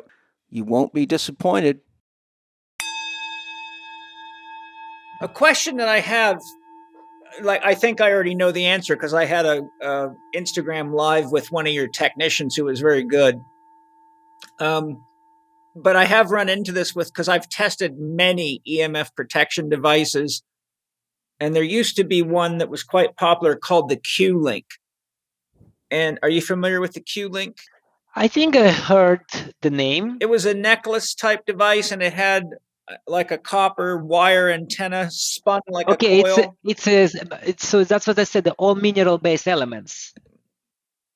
It's a mineral base element. It's like some metal combination on a rock, right? No, it wasn't a rock. It was a piece of technology. It had, you could see a very fine copper wire spooled like an antenna, probably, about 1/4 of an inch thick was the copper, but the wire was very fine. I could tell what they were doing. They were using it as some kind of an amplifier or coil for whatever the technology was. But the point is that I found over and over again that after maybe 2 or 3 months, people started reporting that they stopped working and they would accumulate what I would call electromagnetic fog, but they would actually stop doing whatever it was that was providing the protection.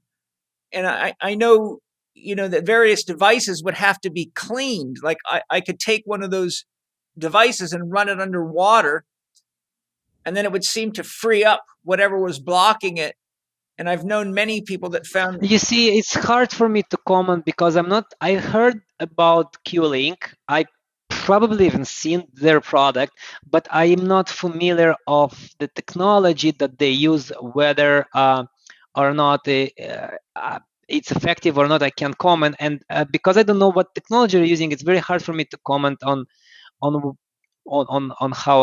how they work. No, so I'm actually not asking you to comment on that. I'm setting you up for the question by letting you know what the concern I'm about to address is, which is, do the Aries Tech devices need any kind of cleaning? Do they get clogged up? No, absolutely not. Because as I said, the only thing that our microprocessor is doing is it basically takes the electromagnetic field of a device that is installed on or from the environment, and it's basically using that type of electromagnetic field to create a counter field from the chip itself. And then if there is no clogging or anything like that, absolutely non-event. Yeah, I'm only asking because there are many out there that end up getting clogged up and do need to be cleaned. So because most people won't know the difference between the advanced technology that you're providing versus what they've been using, they might assume, because they've had to do that with other devices, that maybe this thing should be clean. So I'm just trying to set the record straight that it doesn't need to be clean because it's a different technology.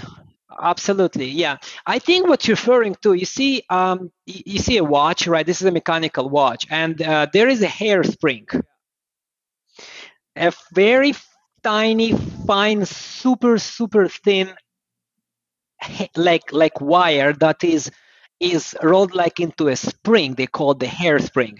And when if it's a very good watch like Rolex, for example, they use so-called blue hairspring.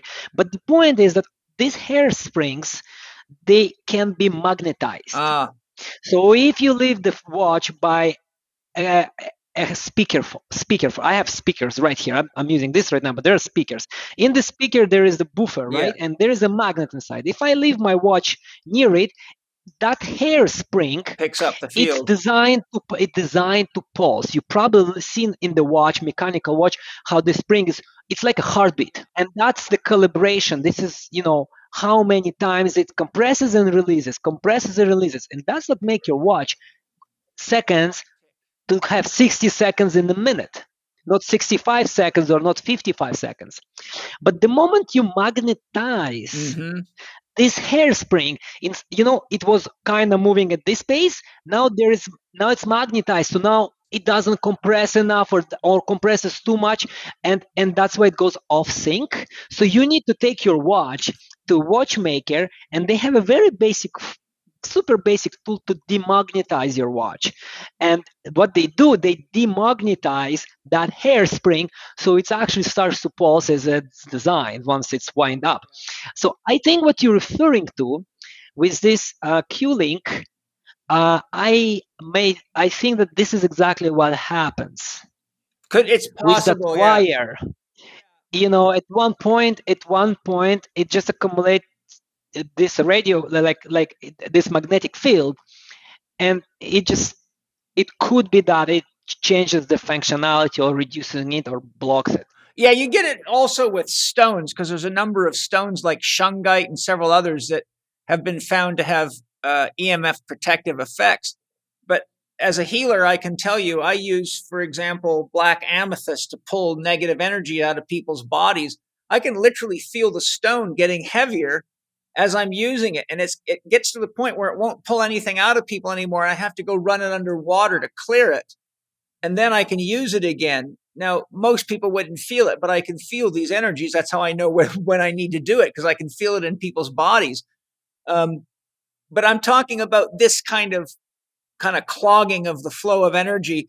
But you've addressed the question. I was just really making the point that for the listener, that a lot of the devices that people use out there are stones or all the different, there's a million things coming out. Now I got some just sent to me in the mail, made out of oak, and another thing that there's a bunch of,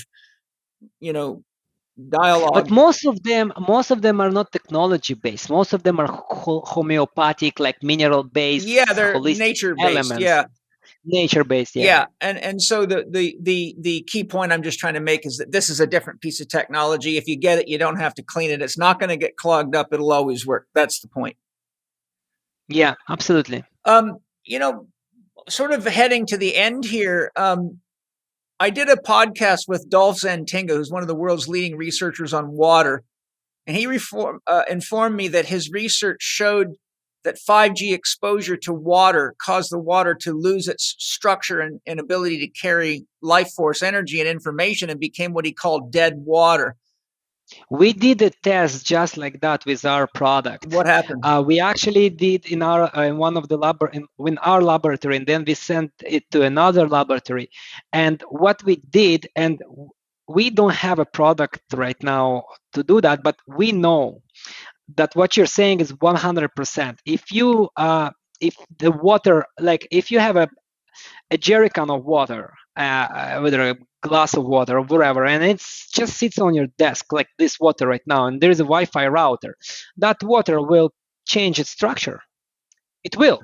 The electromagnetic field will change this pH levels of the water, and absolutely all the tests show that. And then what we did, again, don't do it yourself because the product is not yet designed for it, but we, out of curiosity, we were submerging the microchip inside the water, because it's a passive microchip. It's a silicon monocrystalline silicon wafer without an antenna, just the chip itself, and we would put it into the water, and would actually restore it would actually restore the pH of the water. Yes.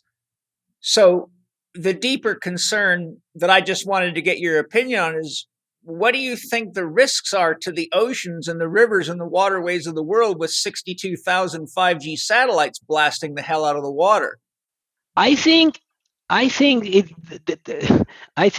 for the ocean, looking at the size of the water masses we have on our planet, I think 66,000 satellites or 600,000 satellites would not, make it like poison or anything like that. I don't think that that's a concern, just because of, the size of it, and it's constantly circulates. It's not stationary. But 100% true is that if you store like usually what people do, I see all these people, they go into a convenience store, they buy these bottles of water, that you shouldn't drink to begin with. I mean, all this, seriously, I mean, this is already, but that's another conversation. Yeah. Let's say that this water is good. We know that. Okay. Let's say it's good, and then what they do, they bring it home, they bring these cases, right? And then these cases stay in somewhere in your house, and then they could stay a week, 2 weeks, and they generate like it's getting an exposure to the electromagnetic radiation, to electromagnetic field. And this water changes. Never mind it's bad already, but it's another topic. It's not bad because of EMF, it's just another conversation. The water, but then you kill it. You kill it completely. Okay, now never mind that there are chemicals inside this water, but now also the acidity and pH level are off, completely off. And then when you're drinking this water, instead of doing its thing, it actually doesn't, and it could even turn it into like small poison. Mm-hmm.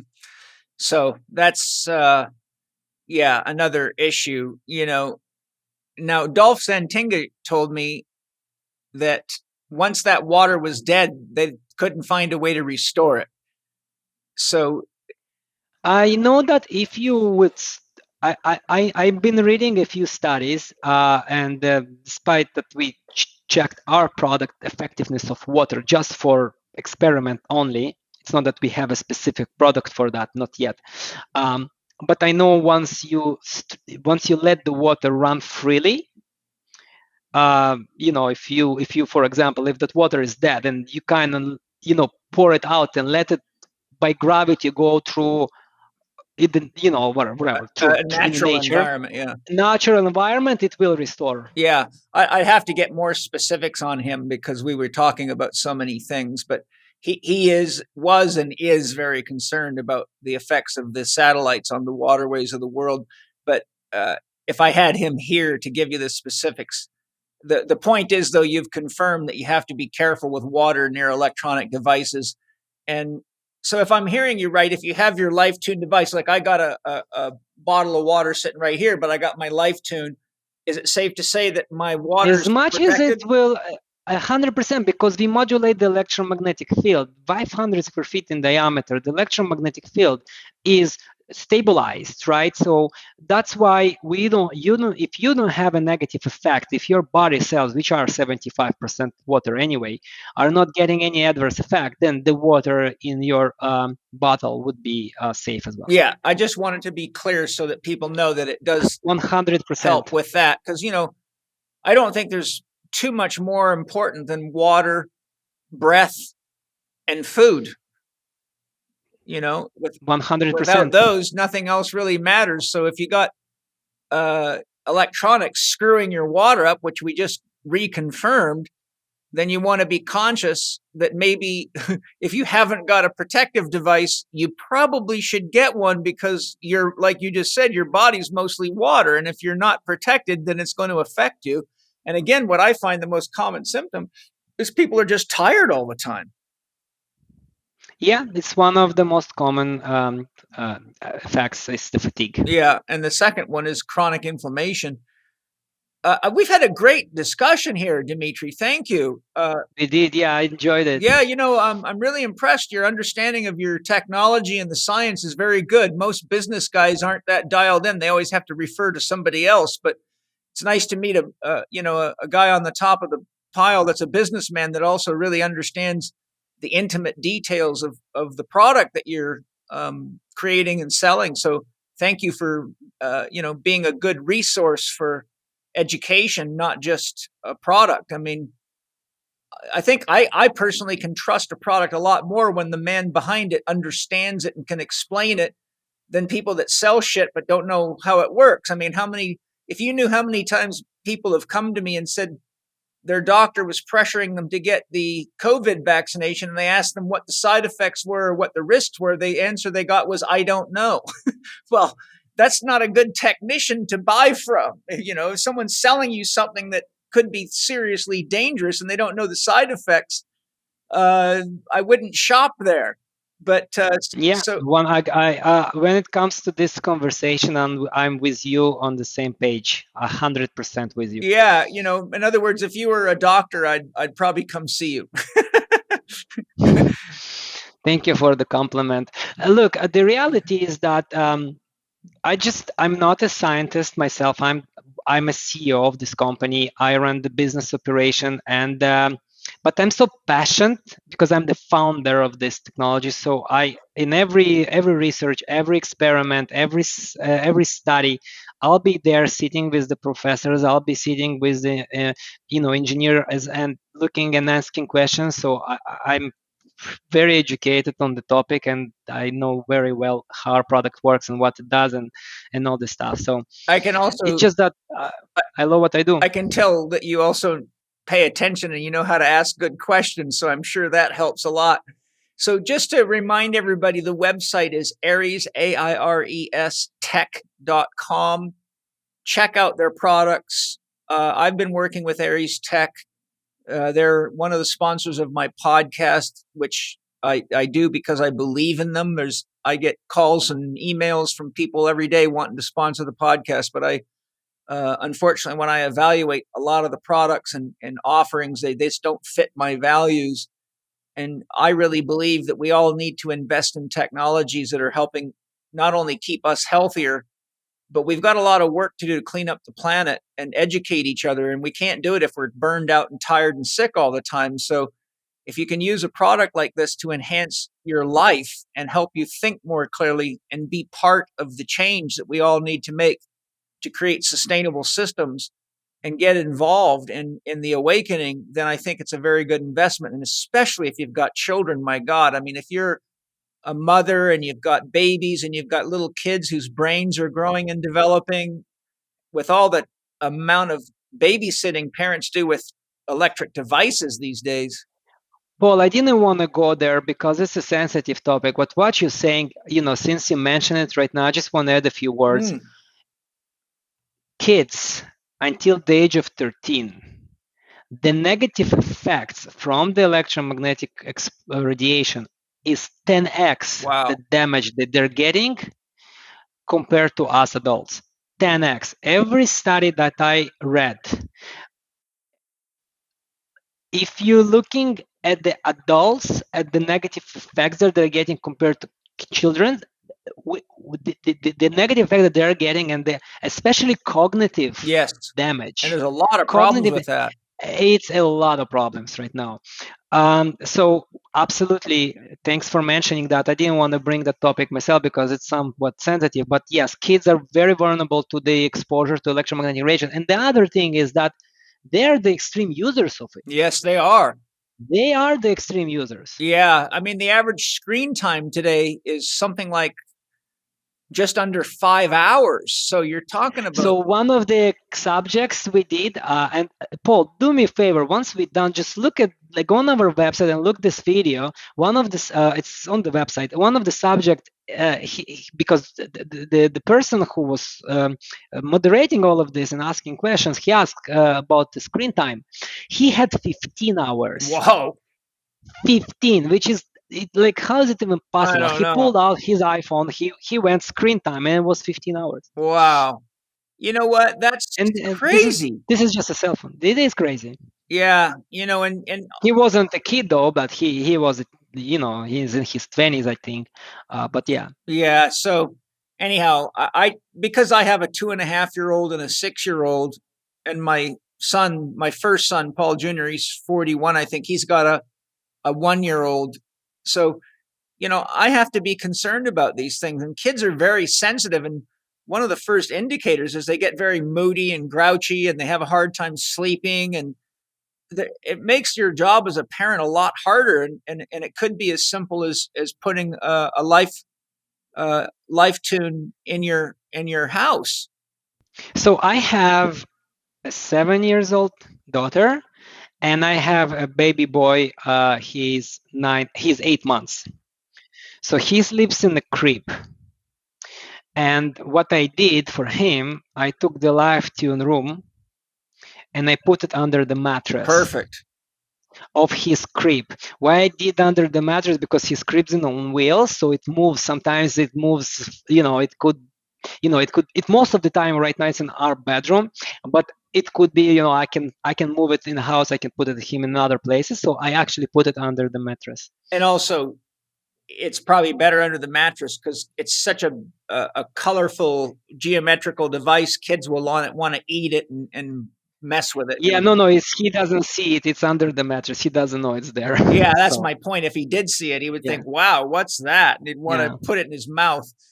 What a great conversation. So again, ariestech.com. And thank you to our sponsors, including Aries Tech, for all your love and support and making such beautiful, sustainable products to help make the world a better place. Thank you to all of you for listening to the podcast. If you enjoyed the podcast and you'd like to leave us a positive review on iTunes, I'd sure appreciate it.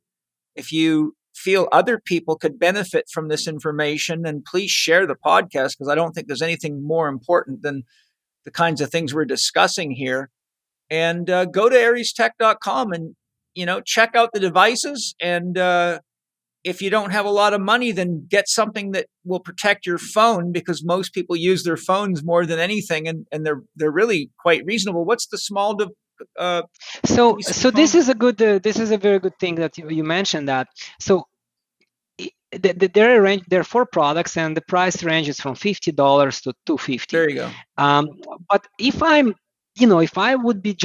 if I just heard it all for the first time in my life, and I said to myself, well, that makes sense, but I'm not kind of ready to go all in right now and just equipping every single device here in my house and, just spending the money.